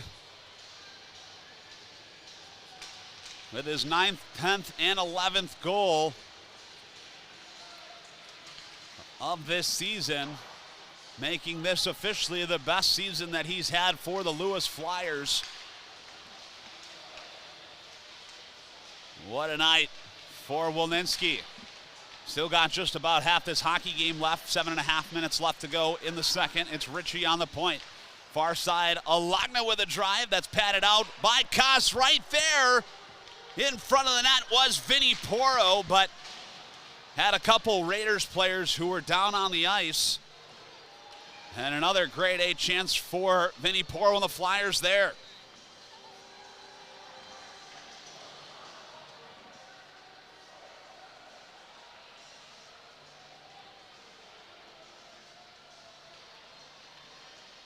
Poro looking still for his first goal with his D2 hockey club. Almost got it right there, and Cody Koss was able to keep it out of the net. Face-off controlled by the Raiders, and once again sent the length of the ice. We'll try again. Stumpf, Pramack, and Ernsting out there on the ice for this next face-off. 7:07 left to go in the second period. Pramack found the stick of Scotty Ernsting. Spin around pass was intended for Stumpf. He just couldn't settle it down. So now it's Ryder. Gaining speed, gallops through the neutral zone, but an excellent back check from Logan Stumpf will shut that down. In his own zone, it's Mayer. Across the ice, it's Stent with another pass intended for Groberic. That will go off the end boards to Zagat, negating the icing call. In the neutral zone, it's Capitano. Has Stumpf right on him. Turns it over to Caleb Pramack. He's got Ernsting in the middle. And an excellent defensive play there from Groberic to get in the way of Scotty Ernsting. But now Abram, a long-range drive patted out by Koss. Rapaz and Abram near side. It's picked up by Ernsting. Here comes Scotty Ernsting battling through a couple sticks. Now to Nail. He shoots, he scores!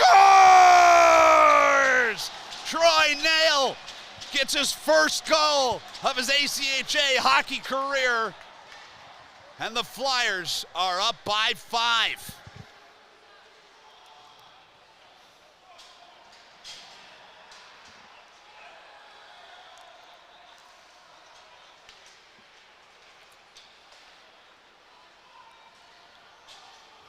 Troy Nail, graduate of Wheaton West High School, in his 25th game as a Lewis Flyer, finally gets the monkey off his back and gets his first collegiate goal. 5:53 left to go in the second period. It's the Raiders controlling in their own zone. Keenan behind the net has two Lewis Flyers players on him. It's Mackey and Porro. And down to the ice, Porro is engaged in a wrestling match with Keenan. Working hard in the offensive zone is Keegan Mackey. Here's Porro on the goal line. Couldn't pull the puck out of the skates there of Ryder. But now Belmonte into the Flyer zone, dangles around Troy Nail on his backhand. Belmonte centering pass. Couldn't find anybody, but is able to be kept in by Nathan Capitano. Keegan Mackey sauces a pass across the ice, finds Rapaz. He's in on his forehand. Ethan Rapaz has Vinny Porro in the middle, receives the puck. It's Porro now behind the net. Penalty coming up to the Raiders. Johnson on the point, long-range drive is patted aside by Koss. The Raiders will touch up, and the Flyers will see their first power play of this hockey game.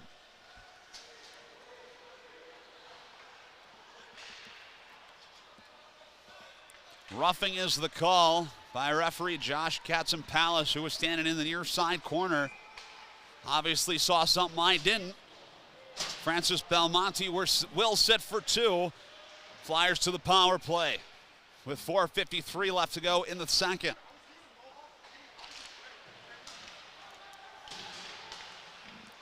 Face-off finds Ernsting, shoots, scores!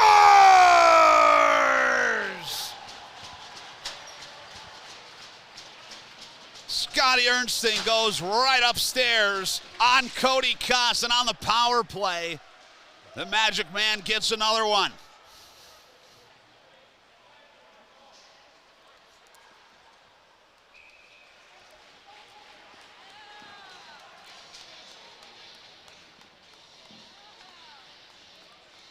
A hush falls over the center rink here at Canlan Sports in Romeoville after Scotty Ernsting pots another one. 25th goal of the year for the Magic Men. Here's David now into the zone. Still 4:40 left in the second period. Flyers with the touchdown. Puck squirts out to Pickens. Across to Alagna. His shot was deflected out in front of the net by Fronte, but it was deflected just wide. Groh-Barrick chips and chases into the Flyer zone. Back on the back check was Josh David, who has taken all sorts of business from Groh-Barrick behind the net, but now it's Logan Pickens. Rink-wide pass over to Fronte. Has David in the middle, but the puck was in his skates. Pickens to Fronte. He's in over the right wing side of the Raiders zone. Finds Logan Pickens near side, draws, fires, and the save is made by Koss, who will freeze it. Less than 4 minutes left to go now in the second period here on senior night. The Flyers firmly sitting in the driver's seat as Jim Swire tried a late line change there, much to the chagrin of the referee. Puck squirts out to Fronte, whose shot was blocked off the skate of Titus Yang. Here come the Raiders. Ryder into the zone. Rode off the puck by Johnson. Now it's Yang.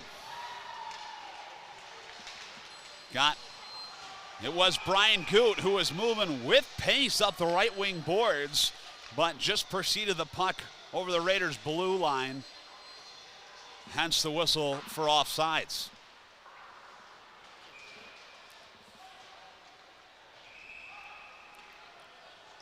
All the goals except for the one from Troy Nail, 6 of the 7 thus far have come from Flyer seniors. Half of those from Jake Wolninski.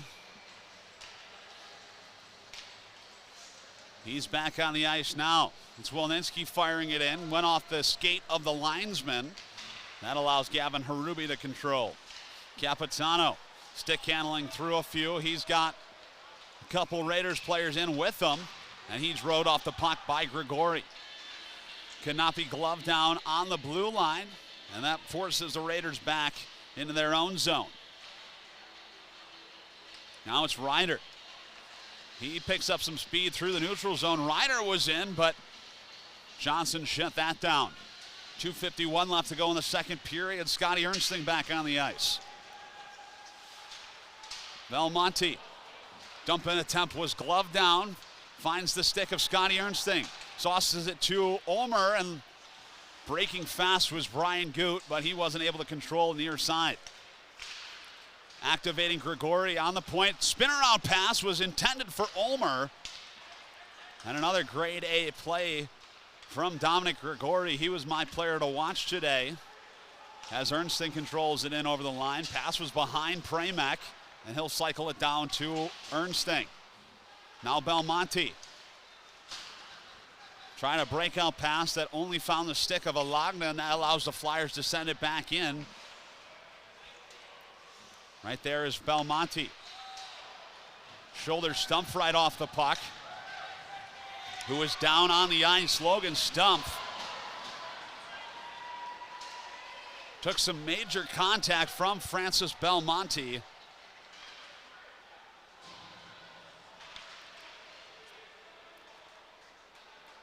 And now Belmonte and Ernsting exchanging pleasantries inside the near side circle. Stumpf, though, went down awkwardly after the collision with Belmonte in the near side corner. Not sure if it's a shoulder or upper body injury of some sort. Dr. Dylan Parshall out there to take a look. But moving into playoffs, this is not an injury that you want to see. Logan Stumpf sits third in points on this Flyers hockey team. 17 goals, 13 assists, 30 points in his sophomore year. Logan Stumpf has.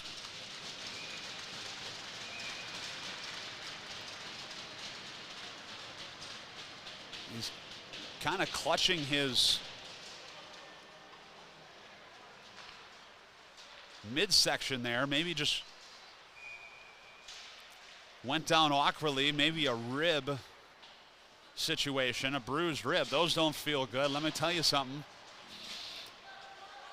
I've had my fair share of those, and believe me, he'll remember that tomorrow morning when he's getting out of bed. Appears to be all right. Was able to skate off the ice under his own power. Still being looked at by Dr. Dylan Parshall on the Flyers bench. Minute 40 left in this first period, or second period rather. Alagna on the point, fakes the shot from the point, blocker down by Koss. And it was Braden Ricci who was activating, but had three Raiders players right on him. Gets sent in, back to get it is Andrew Keenan. In on the forecheck is Pickens. Keenan, though, comes away with it, fires it up the near side glass, but it's kept in by Braden Ricci. Pickens behind the net, taken down by Titus Yang. And the Flyers will go back to the power play. Minute 8 left to go in the second frame. Were very successful on their first try earlier this game.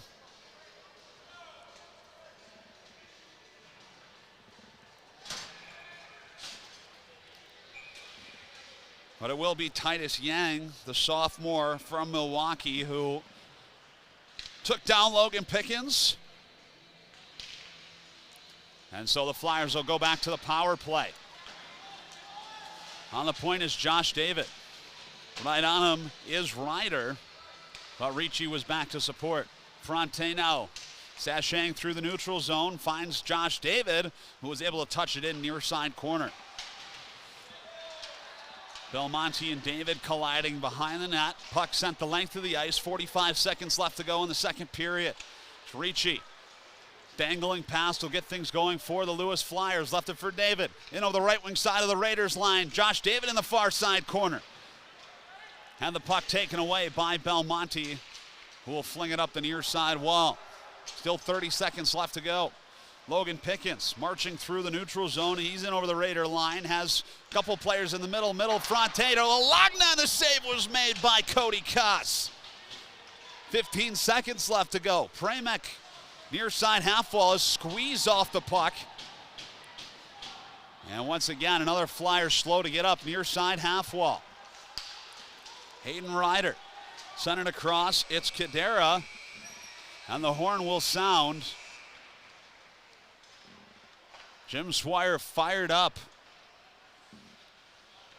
on the Lewis bench. None too satisfied with some of the contact being made.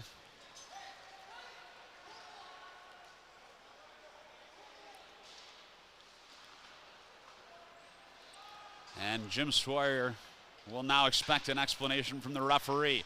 Either way, Flyers take a 6-goal lead into the second intermission. Able to recover after being scored on early that period. Story of the game so far, though, Jake Wilninski, one of the seniors here on senior night with the hat trick. Still has 20 minutes to score again. We'll see period number 3 in about 13 minutes. You're watching Lewis University hockey right here on the Lewis University Television Network.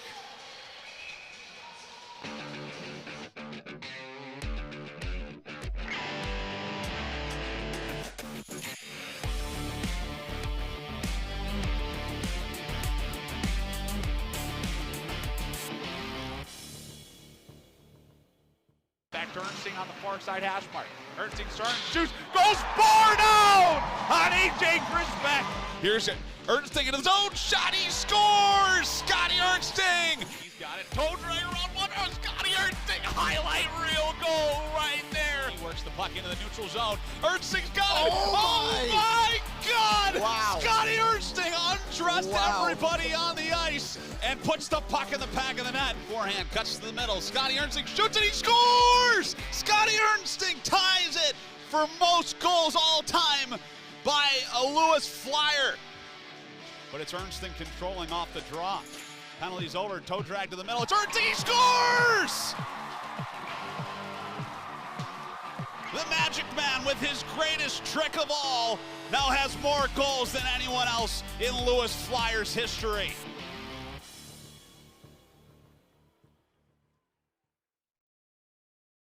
Well, we're very lucky today to be joined inside the booth by Flyers senior, one of the 5 seniors graduating. Will be honored this weekend on senior night, which we'll talk about in a little bit. But Ben Alagna, welcome to the show.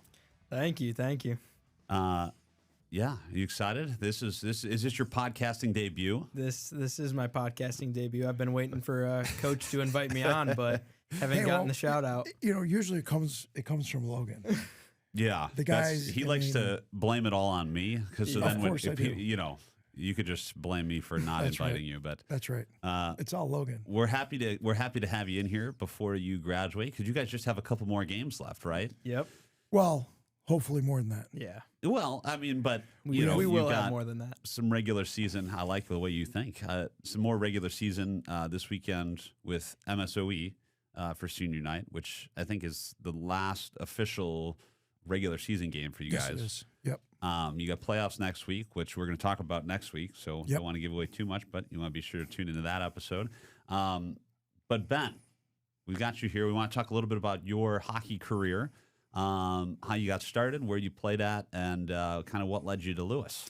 Yeah, so I started out playing when I was 3 years old. Watched my brother play in high school, and I really grew to love the game. And then going into that, I started playing for the Huskies Mites team and moved on to the Chicago Hawks. And then after that, I kind of took a little break in 8th grade. I took a gap year from hockey. I didn't play. A gap year from hockey? Yeah. Interesting. Yeah, I didn't. And when was that? That was my 8th grade year, so I was 13. All right. So usually people take gap years at the end of high school. you took your gap year after junior high. That's right. Yeah, Hey. not after high school. Okay. 8th grade English is just It stressed me out too much. I got to get back. All right. All right. But after that, So where'd you go to high school? So I went to Bennett Academy. Yes, I did know that. I don't know why I just asked you that. You went to Bennett and you played hockey there. Yep. How was that experience for you? I loved it. It was definitely interesting because I was a part of the only year that they had 2 varsity teams. Yeah, I saw that. Yeah. Varsity White you were on, right? So we played against other public high schools. So I got to play like Neuqua Valley, which is the high school I would have went to if I didn't go to Bennett. But it was a lot of fun playing against kids that I grew up against and that I grew up playing with and against. Yeah. And I saw you were like, you won some award, like most developed player, most improved player. That was that your senior year? Yeah, I believe it was most developed player my senior year on the blue line. So. Was Rooney your coach? He was on our varsity white team. He was a classic. He was also my coach my my 7th grade year for Hawks as well. Okay, yeah. So I know Rooney. Yeah, I remember him. Okay. And so then you played all 4 years in high school then? Yeah. Okay. And then you didn't come to Lewis right away, right? No. So I played a semester at Michigan State, and I played for the Division III team. And then Michigan State academically, or whatever you want to call it, wasn't a good fit for me. It was a very large school, so I kind of thought maybe I'll come home, be a little closer to home. It was also 4.5 hours away. And then luckily Scotty Ernsting, he one of my best friends, so he was at Lewis at the time, and he brought me in for a quick practice over winter break, and the rest is history. Yeah. So what is your major? I'm a supply chain management major. Okay. And what does that mean? So what does that mean? I don't know. Like, what are you? I don't know what that means. You should go to my classes. So I do logistics. So this summer I worked a job doing managed transportation, kind of managing trucks going in and out of Texas for a company. Oh. Okay. Yeah, so it's like top to bottom, sourcing whatever materials you might need, all the way down to the actual shipping of the product. Yeah, that sounds really complicated. It's a little boring, but that's all right. If you like it, that's good. And Lewis has a good supply chain management program, right? Yeah, they actually have a new supply chain management program. Okay. So I got the pleasure to have my advisor actually be my teacher for like 3 years. Okay. Yeah. That's really awesome. And you're from the area, so you got to come back, like you said, come back home. Mm-hmm. And are you living at home while you're coming here?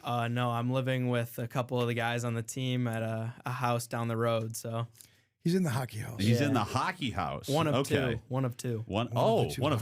Yeah. Why did I not know there was 2 hockey houses? I don't think you've ever asked. Oh, well. That's fair enough. Okay, and you live with Scotty, right? Yep. That's got to be an experience. Yep, we live together. So who are the roomies? It's me, Scotty, Piggy, Logan Pickens. Yes. No, we won't use nicknames. Okay. Yeah. Okay. It's okay. Piggy's good. Richie and Fronte. All right. All right. That's a good group. That is a good group. Yeah. And so it's just you guys hanging out, you and Scotty. And so you said you're best friends with Scotty. You were in the video. Thank you, by the way, for submitting a video. I was honored to be in that. That was awesome. That was really cool. How did you meet Scotty? So I met him when I was about, I would say, 10. We went to the same like speed training gym. That's where we first crossed paths. Yeah. And then after that, he was on my Sabres, I'm pretty sure it was like U12 team. And after that, we weren't really friends then. But then freshman year, he went to Bennett with me as well. Yeah. So freshman year, I remember seeing him. We were kind of like gauging each other as we knew who each other were, but we weren't really friends. Yeah. And it turned out that since Bennett's from all across different towns, it's not just people in the same town. I was the closest person in our friend group to him, so we started hanging out a lot.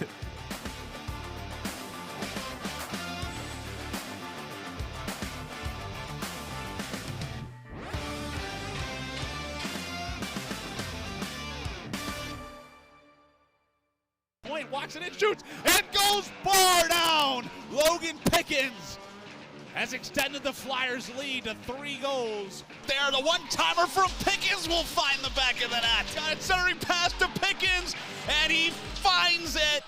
Logan Pickens. Centering pass to Pickens, and he scores! Logan Pickens off a beautiful feed. Shot, rebound, scores! Logan Pickens off the rebound. Flyers ahead 1-0. Pickens again with the shot.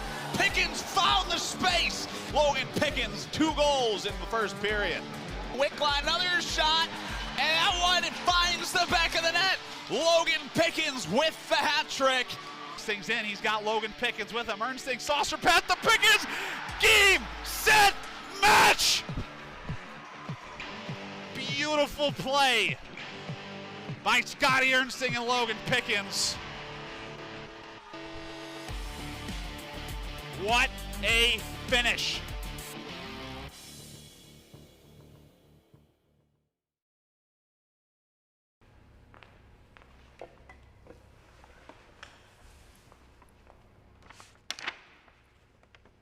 Dear Samara. Dear Colin. Dear Allie. Dear Tony, Greetings from a fellow Flyer. college is a transformative time filled with opportunities to discover your passions, build lifelong friendships, and develop skills that will serve you well in the future. Like you, I was once navigating the challenges and joys of college life, and I want to assure you that you are not alone in this journey. Lewis University is a community that cares deeply about its students. Whether you are a first-generation college student, a working professional returning to school, Or anywhere in between, know that Lewis is here for you. take advantage of the opportunities to get involved on campus, join clubs and organizations, and connect with your peers. These experiences will enrich your college life and create memories that will last a lifetime. The challenges you face are stepping stones to growth and success. Embrace them, learn from them, And know that you have the strength to overcome them.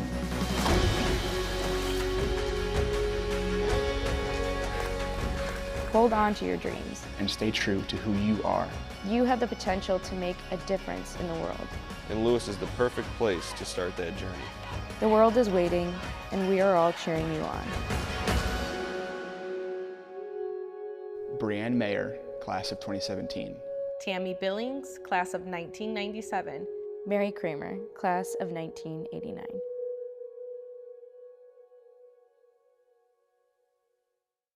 Close side. Busts a little bit of a move, and what a beautiful goal by Jake Wolninski. Now gets it to Wolninski. Wolninski will put one through.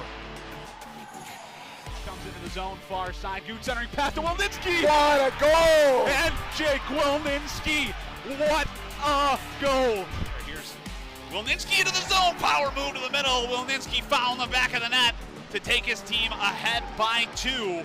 Wolninski with speed, he's into the Denison end. Wolninski to the middle, and he scores! Jake Wolninski moving in on Aiden Maves, and an excellent defensive play, and Jake Wolninski will score! Contact, Ricci still got it. Centering pass to Wolninski, and he scores!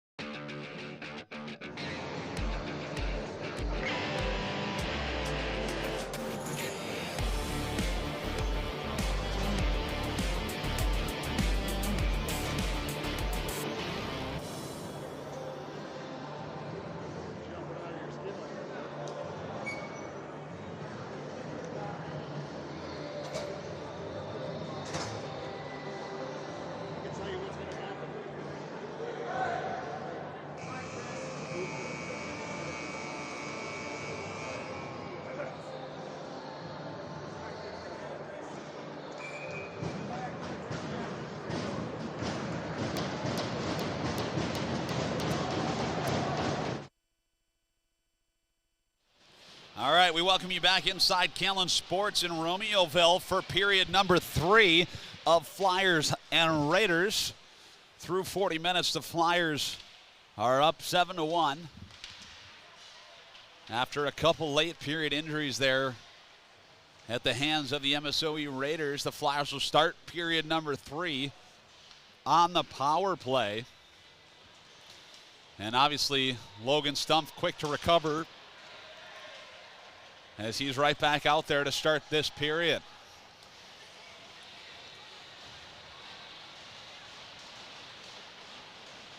Jim Swire in a rather so-so mood in that second intermission. Had a brief conversation with him and is looking for a better third period here as the Flyers control it. Power play over. Back to 5-on-5 hockey. It's Pramack on the near side. Has stumped breaking on the far side. Ernsting shoots. Glove save made by Cody Koss, who will hold on to it. 19:02 left to go in the third period.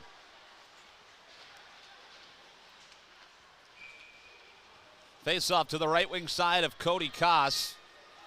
Mackey, Poro, and Rapaz back on the ice for the Lewis Flyers. And Mackey won that face-off. It flung to Poro in the middle. That shot from Malagna went right off the skate of Titus Yang with an excellent shot block right in front of Cody Koss. It's Poro now controlling near side corner. Had it taken away, sent up to Alagna on the point. His shot almost deflected there out in front by Vinny Poro, who now battles away behind the Raider goal. Petitprin was successful there. Now skating across the ice is Hayden Ryder. He's in over the Flyer line. On his forehand, it's Ryder. Down below the goal. Has Belmonte on the point, feeds him. And the cross-ice pass was broken up off the stick of Vinny Poro. And the Raiders will get a line change. It's Ben Alagna. Finds Omer on the near side. He's in over the Raider line. Motoring down low. Lost this puck, though, in the skate of the referee. And swoops Brian Goot to Wolninski in the middle. Has Grigori on the point. And ended up kind of just backing into the wall as Joseph Groh-Barrick was right on him. But Wolninski still battles away. Puck squirts out as Groh-Barrick spearing it up the far side. Wall ran into Dan Johnson. And that allows Grigori to reverse it back the other way. It's Grigori from the point, whose shot was easily handled by Koss for a face-off.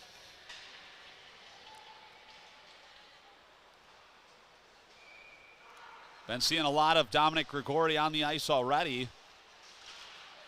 17:38 left to go in the third. Wolninski couldn't handle it. Now it's Grigori back in his own zone. He's got Petitprin right on him.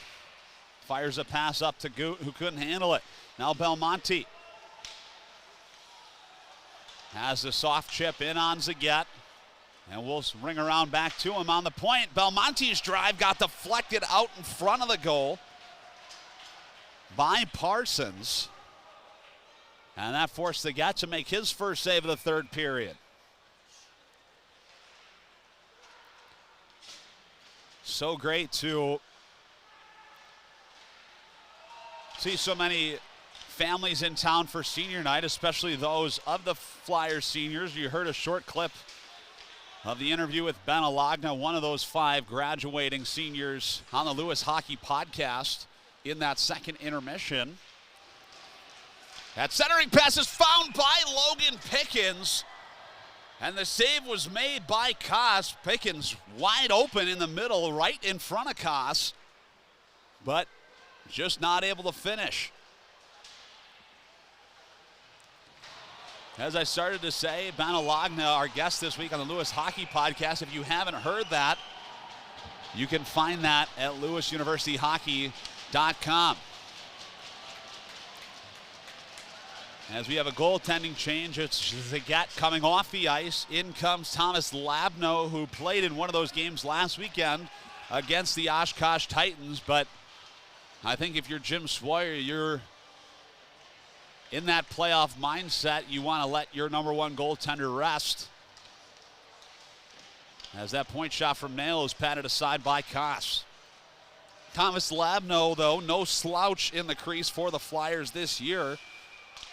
5 games played, 5 wins for Thomas Labno, graduate of Hinsdale Central. 2.7 goals against average, .903 save percentage for the sophomore. And he'll get a look here in the third period against the Raiders. Braden Ricci Has to deal with Keenan, who was laying down a big body check. Now Goot looking for Wilninski in the middle of the ice, who's absolutely moving. Out there on the ice is Jake Wilninski. Really feeling it on senior night. Now Omer in the middle, tries to cut towards the net, but ran into a couple sticks. It's Alagna in the skate of Wilninski. He couldn't find it. Squirts out to Alagna near side, and that shot got blocked. A big hit by Brian Goot behind the goal. Elbowing is called right in front of the Brian Goot fan section on the far side, half wall Raiders end. And Brian Goot got the elbow up behind the Raider goal and will sit for 2.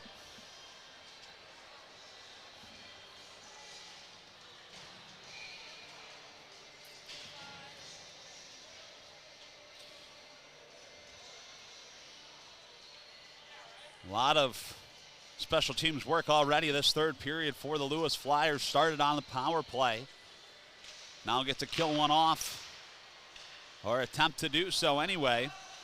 Back in the first period, Brian Goot, the one who's sitting in the penalty box, had a shorthanded goal. Flyers look to replicate here in the third. It's Dominic Grigorian on the forecheck. That forced Grobarek to send it around the goal. In swoops Rapaz to take it away. Grigori backs it up. Troy Nail, though, was activating. Abram back in his own zone to receive. Fired a pass that hopped over the stick of Grigori. Poking at it is Rapaz. And in comes Ryder to lay down a big shoulder. On the far side, it got sent around by Grobarek. It's Ryder in the middle. Grobarek far side, shoots it, save made by Labno. It's Harubi, one-timer from the near side. It was Kadera who fanned on it. Now below the goal line, it's Belmonte. Kadera. Down low, Capitano. Kadera. Harubi. Kadera near side. Controls and snaps it on goal, but it was blocked by Rapaz. Save made by Labno on the putback try. 45 seconds left of power play time. It's Josh David. He's charging up the Jets through the neutral zone. Here's David moving in, cuts to the middle, and the save was made by Koss. Josh David slippery when he gets going through the neutral zone. Able to work his way in behind everybody.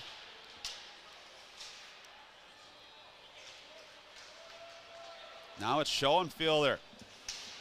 Had it taken right off his stick by Caden Ulmer, and Pramack will fork it up. Here comes Caleb Pramack into the zone, shoots it, and the save made by Cody Koss, and it was put back in by Caleb Pramack, and another shorthanded goal for the Lewis Flyers.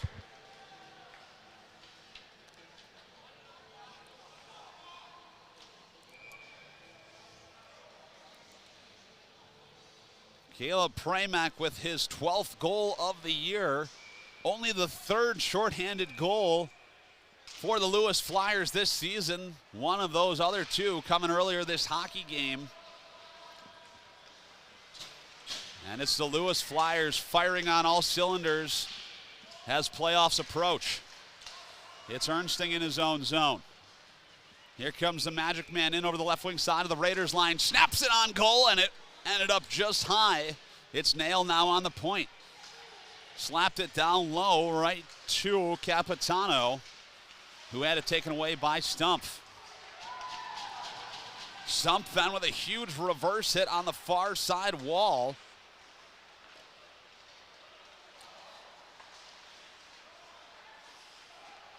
And now it's the Raiders. Ernsting able to force that turnover. He's got Pramack in the middle of the ice. Here comes Scotty Ernsting. Turns, shoots it. Glove save made by Koss, and he'll hold on. Right there was Caleb Pramack ready to pick up any loose change, but Koss didn't give him any. 12:35 left to go in the third period.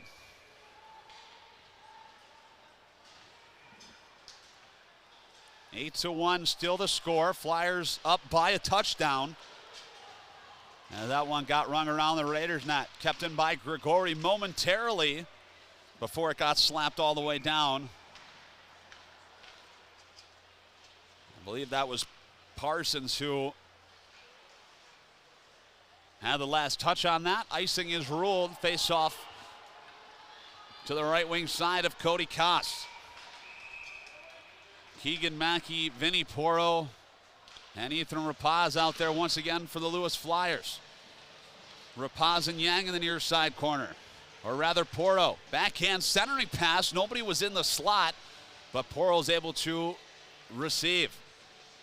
In the far side corner, it was Ryder. Puck squirts out to Vinny Poro, and what a save by Cody Koss. Another high-quality try for Vinny Poro. Has to be his third or fourth try of the hockey game.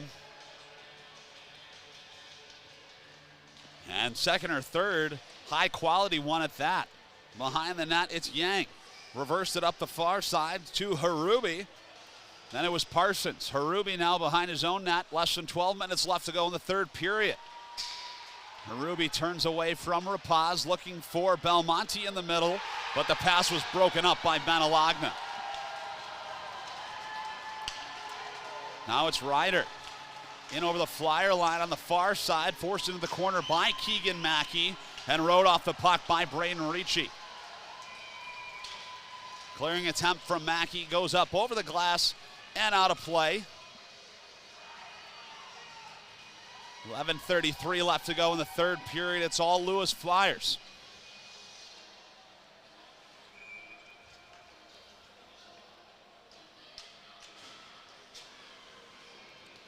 And to take this draw for the Raiders, Maddox Cadera, the lone goal scorer for this Raiders hockey team this game. And the former Lake County Viper lost that faceoff. Wilninski able to force a turnover in the offensive zone. He works the puck down around the net on his backhand. Reverses it to the far side, nobody there. And that allows Grobarek to backhand it up the far side wall. Grobarek was moving with pace up the wall. He got all tangled up with a couple sticks there.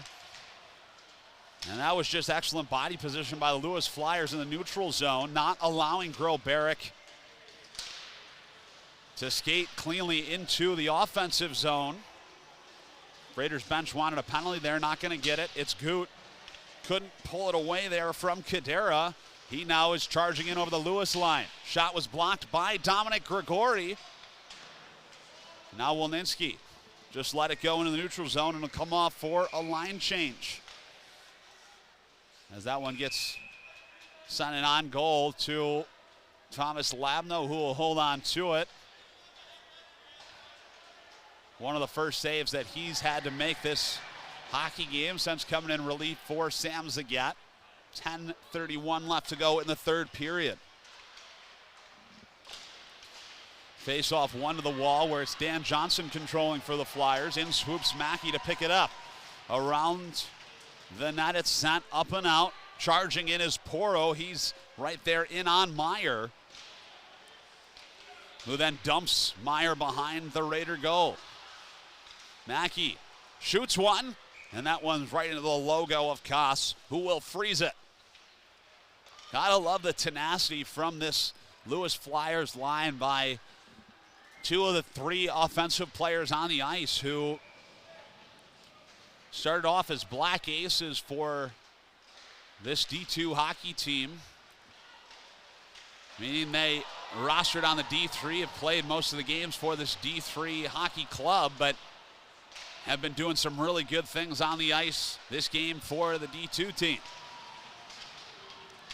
Abram rode off the puck by Ryder. In to support is Porto. Snapshot goes up off the glass. It's Mackey to receive. Nail now on the point.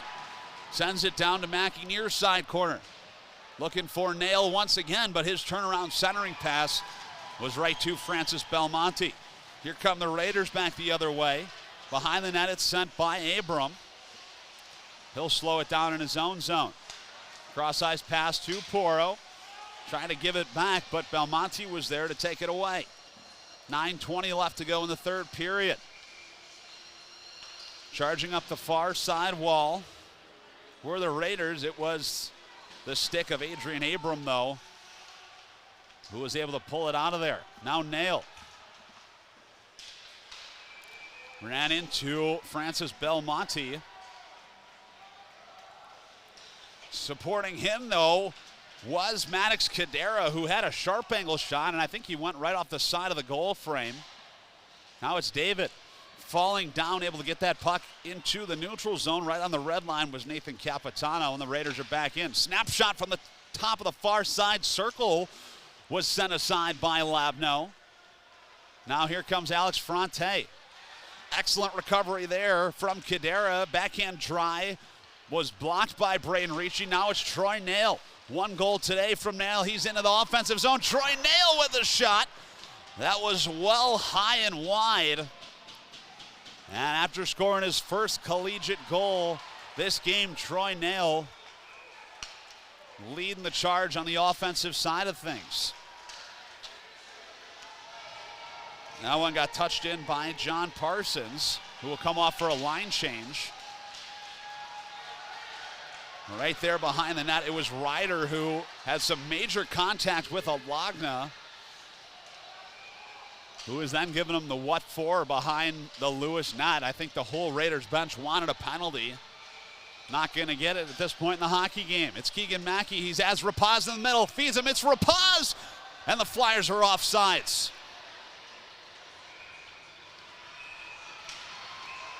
Here we go. Fisticuffs on the Raiders' blue line. They didn't like that Ethan Rapaz was into the offensive zone and kind of had a lackluster shot attempt.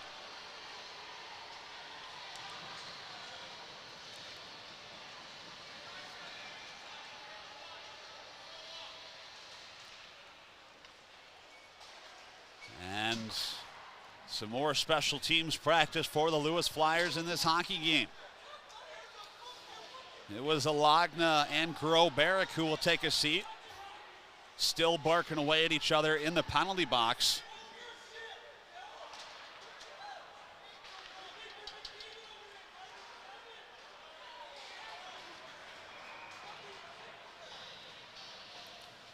And it's Brian Goot,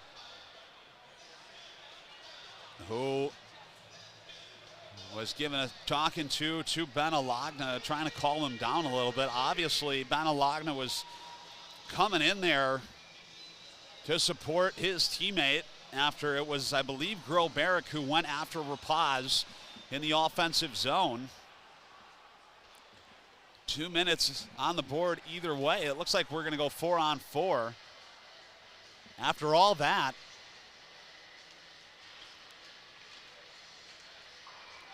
got to be careful as this game moves along. Playoffs coming up next for the Lewis Flyers this coming weekend. Don't want to do anything that'll jeopardize being able to play in those hockey games.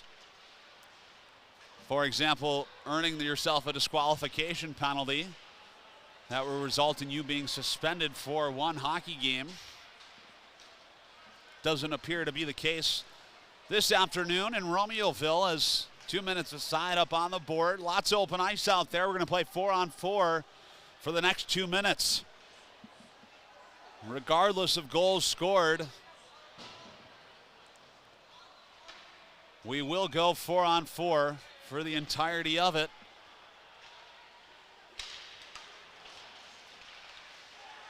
The Raiders bench was not satisfied with the calls that were made by the referee. Even though what seemed to be, they didn't like that Rapaz was in and moving the puck towards the net. However, it was Belmonte or Groh-Barrick rather, who kind of came in and started that whole brouhaha. Either way, we're playing again. 35 seconds gone on both penalties. Puck got slapped back up by Josh David in the neutral zone. It was Capitano. Here's Yang now. Slow it down back to Capitano in his own zone. as the Flyers get a line change. Braden Ricci back on the ice after that skirmish. Sends it over to Johnson, who'll give it back. 6:40 left to go in the third period. Rink-wide pass intended for Goot. Could not be knocked down. And it will be Meyer getting things going. Skating across the blue line was Brian Goot, though. Here now is Kadera. Had it taken away by Ulmer, who will kick it to Brian Goot. Was not able to cleanly pick it up, though, so that he'll turn back. Here comes Goot. 32 seconds left on both penalties. It's Brian Goot to the forehand, and that shot is handled by Koss, who will hold on. 6:04 left in the third frame. 26 seconds left on the penalties assessed to Benalagna and Joseph Groh-Barrick. The Flyers are up by 7 goals here on senior night in front of a packed house at Canlan Sports in Romeoville. Ricci now in the offensive zone, was looking for Mackey in the middle. And he's got it now behind the Raider goal. Mackey has Ricci on the point. He skates it to the middle. It's Ricci. Snap shot. Hit a skate out in front. And it's Rapaz. Checked off the puck by Keenan. Now Mackey. Turns, shoots it. Save made by Koss. Rebound from Rapaz. Was once again saved by Koss, who was, Rapaz was anyway, tangling it up right in front of the blue paint there. And the whistle has gone.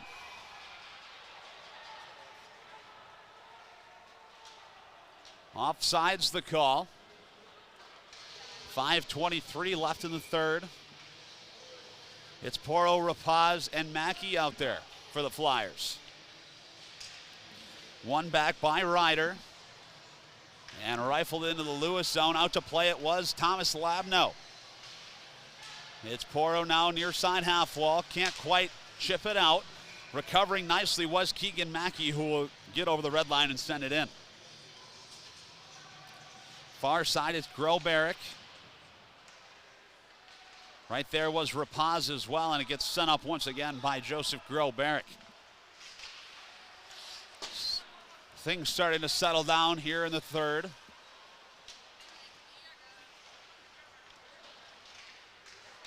As both teams have action coming up this next week. Flyers on Friday against Marquette in the first round of the NCHL playoffs. And here's Brian Goot trying to move it to the middle, but just couldn't get a stick on the shot. Now an excellent recovery made by Flyers captain Brian Goot, and the Raiders are offsides. But both these hockey clubs taking on the Marquette Golden Eagles this week. The Raiders within the next couple days, and the Lewis Flyers not till Friday. Both teams looking to just end this one on a strong note as that one bounced around in the slot, but is able to be skated out of there by Caden Ulmer. We got a penalty now coming up to the Raiders.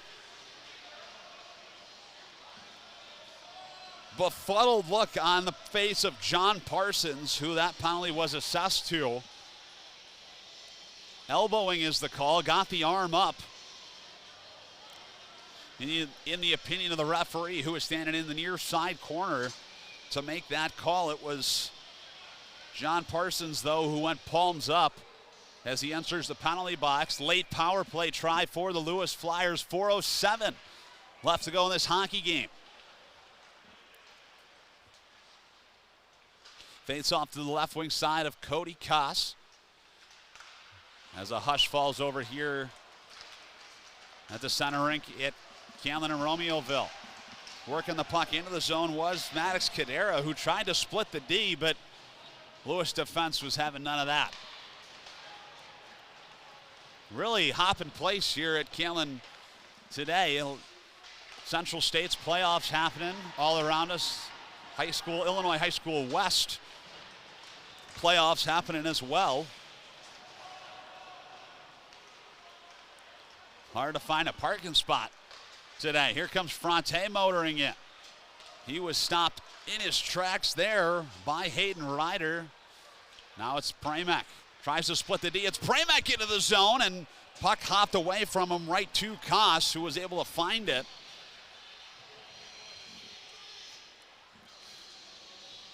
Koss has made some really good saves this evening.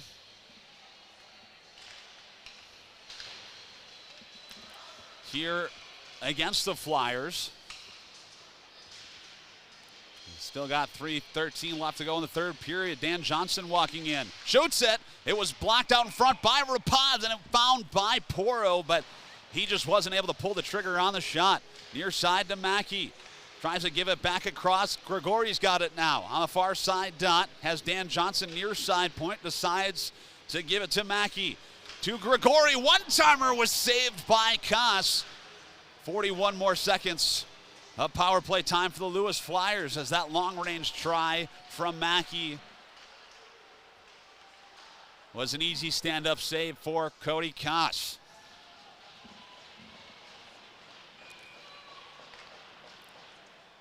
Face-off will ensue. Near wing dot. Raiders end. One forward by Ulmer, who tries a stuff attempt there. Puck is loose. It pops out and will be found by Koss, but a couple Lewis Flyers right at the side of the goal. It was Ulmer and Goot who were battling away, looking for the loose puck. Sent across. Here's Alagna off the face-off. Shot was saved by Koss. Now it's Goot behind the net. Left it for Ulmer, who kicked it out front, but it was picked up by Francis Belmonte, who will send it the length of the ice. 15 more seconds of power play time for the Lewis Flyers. 2:18 left to go in the third period. Wilninski, 3 goals today for Jake Wilninski, ended up giving it away, and that'll do it for this power play attempt for the Lewis Flyers. Caden Ulmer muscling through, will be slapped down by Alagna, but Belmonte finds it and chips it in far side corner, Lewis end. Alagna spearing it up the near side wall to Wilninski, who dishes it across the Goot, and he decides to turn back. Alagna has Poro far side, decides to give it to Goot. Breaking is Mackey. He's into the Raider zone. Poro behind him will cycle it back. Now it's Vinny Poro near side corner. Stick handles it to the middle. Poro centering pass. It bounces over to Koss, who will hold on to it. Vinny Poro having an excellent game today. Really doing well for this Flyers D2 hockey team. I'm sure we'll be seeing a lot more of him on the ice for the D2 squad in the coming years. Just in his freshman year is Vinny Poro, as that one was controlled by the Flyers off the faceoff, but could not be found by Wilninski. Alagna to Ernsting. All 5 seniors on the ice for the Lewis Flyers to finish this one out. Picked up by Goot. He's forced back in his own zone. Right on him is Petiprin. Now it's Logan Pickens. Lost it in his skates. Going back the other way was Kadera, who's put right on his wallet in the neutral zone. Here's Goot. Motoring pass, chips it in below the Raiders goal line. Far side Pickens to Ernsting in the middle, but he couldn't find it.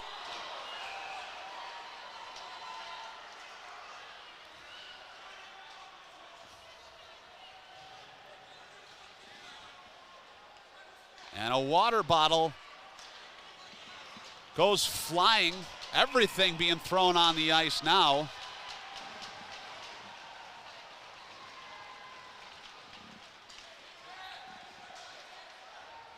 I've never seen that in real life. Raiders bench obviously not satisfied with the officiating this afternoon in Romeoville, and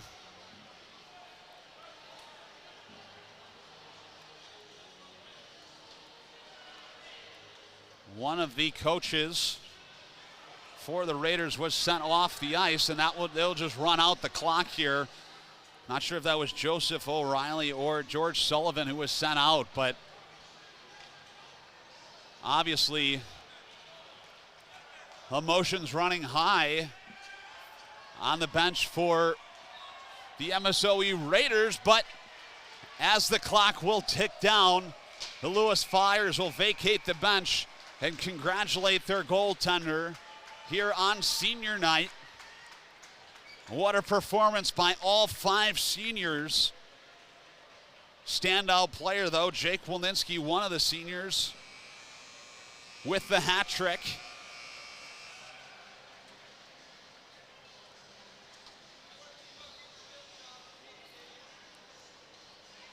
And that will do it. The final horn will sound. The Lewis Flyers win it in what is their final regular season scheduled game at home to extend their win streak to 10 games in a row.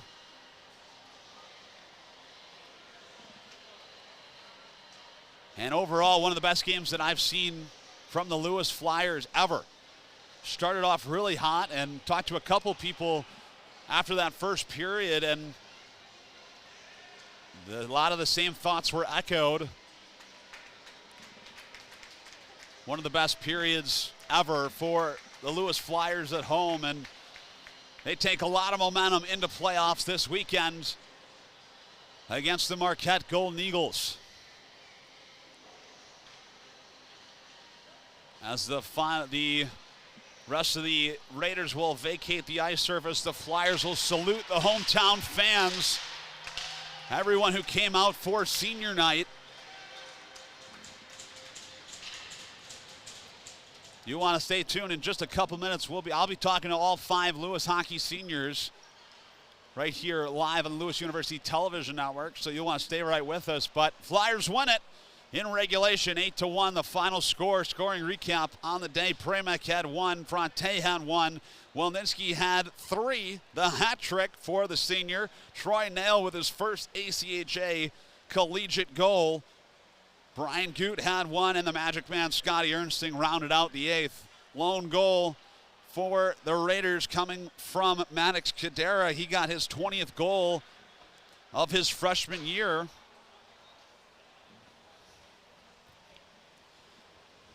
As you see there at center ice, that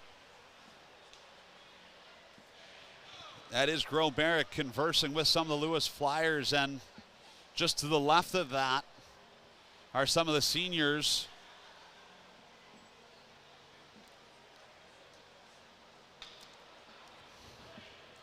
And they'll line up for a photo.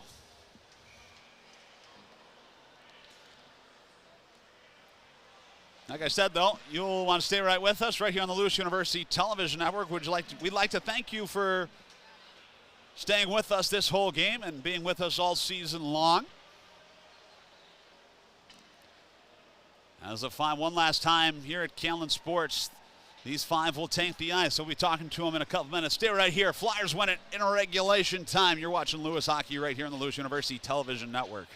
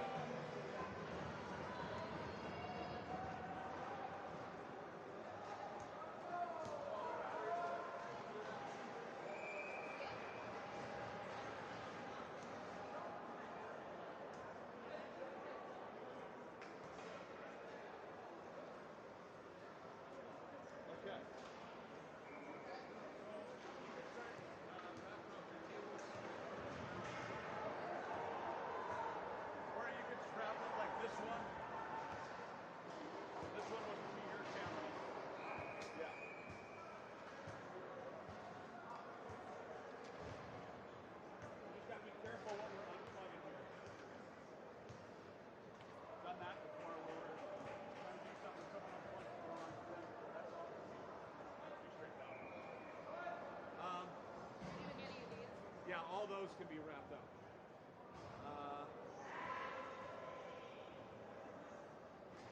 You can leave this big long one for me if you want.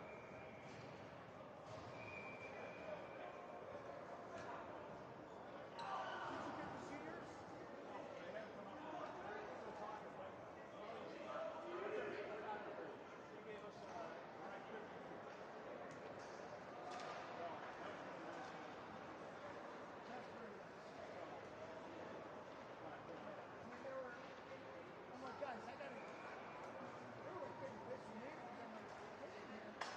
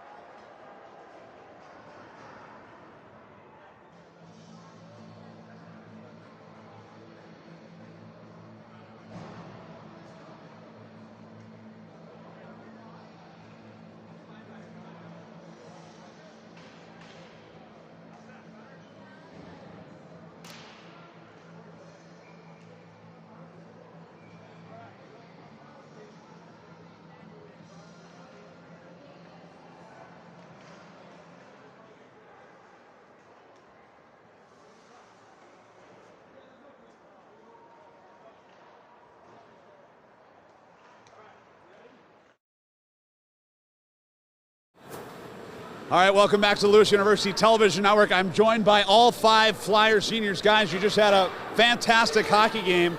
What are we feeling here now, Ben? I'm feeling pretty good after that one. Put up a football score, so, you know, it's a good game when we do that. There's a couple of times this season you guys have won by a touchdown. I mean, what were you going into the game expecting to win by that many? We talked on the podcast this week, you and I did, about your last game against MSOE, going into the third period with a big lead. I mean, what was the mentality going into the third with that lead? I mean, we just remembered the 4 goals they put up on us in the third last time, so gotta keep that in the back of the mind.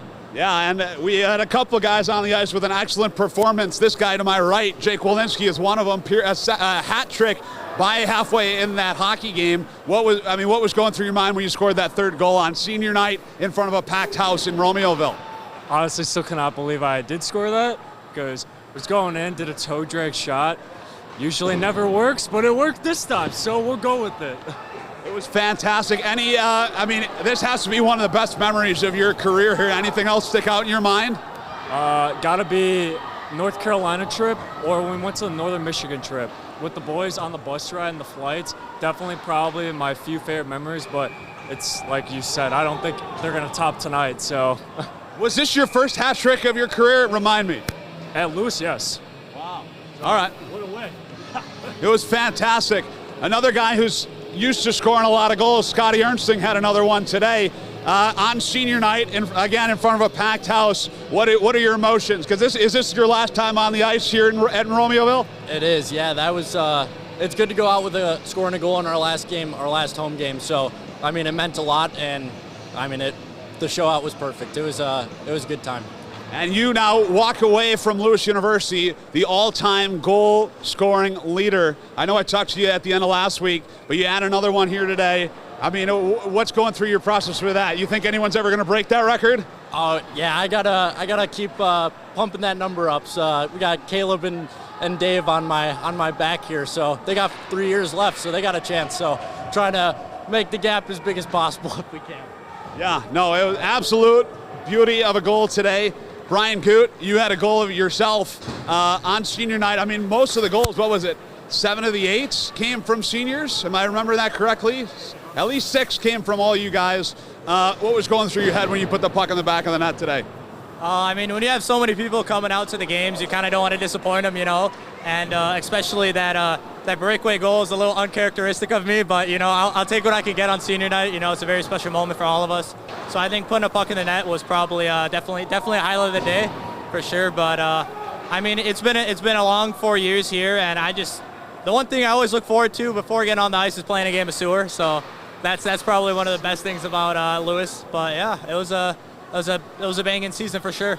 But you had a game. Your goal was on the penalty kill, a shorthanded goal, only the second one of your guys' season all season long. I mean, are you going on the ice when you're killing that penalty, looking to produce on the offensive side of things, or is that just a benefit of you being you? Well, I mean, it depends. Normally, I'd probably take the puck back and turn back and try and kill a little bit of time, but when you got almost the breakaway going for you, you kind of have to take it, especially, you know, you're trying to get your goal on senior night, so it wasn't even a question of, you know, turning back and, you know, killing some time, but sometimes you just got to take the puck down and score. I feel that. Logan Pickens, another one, had a great game this game. I saw your dad before the game. Going to miss seeing him around the rink. He's a great guy. We had him on the Lewis Hockey Podcast last year as well. Any big memories stick out in your mind over these past 5 years playing hockey for Lewis? Yeah, I would say kind of like what Jake said, the North Carolina trip for sure. And I'd say my top memory was the OT goal against B&W a few years ago. That was a pretty good one to get against a team that we've kind of always struggled against, so pretty cool. And playing here in front of a packed house. This was probably one of the most packed houses that I've ever seen here in Romeoville. What was going through your head when you got on the ice today? You took your pictures over here, senior night. I mean, you've seen 5 classes before you go through that process. I mean, how does that feel to finally be done? It's a pretty surreal experience. I mean, the whole family was here today, friends and family. I mean, 5 years, it's been a fun 5 years. It's pretty bittersweet to see it go, so pretty awesome. Well, as a goal happens over there, I'm just as excited that you guys had a great senior night. A big win for the Lewis Flyers today. Good luck in playoffs next weekend. Hopefully you guys do well. Maybe we'll see you one more time back here in Romeoville. We don't know. But A huge thank you to everyone for watching here at the Lewis University Television Network. Congratulations on a big Flyers win, and we'll catch you all on the next one.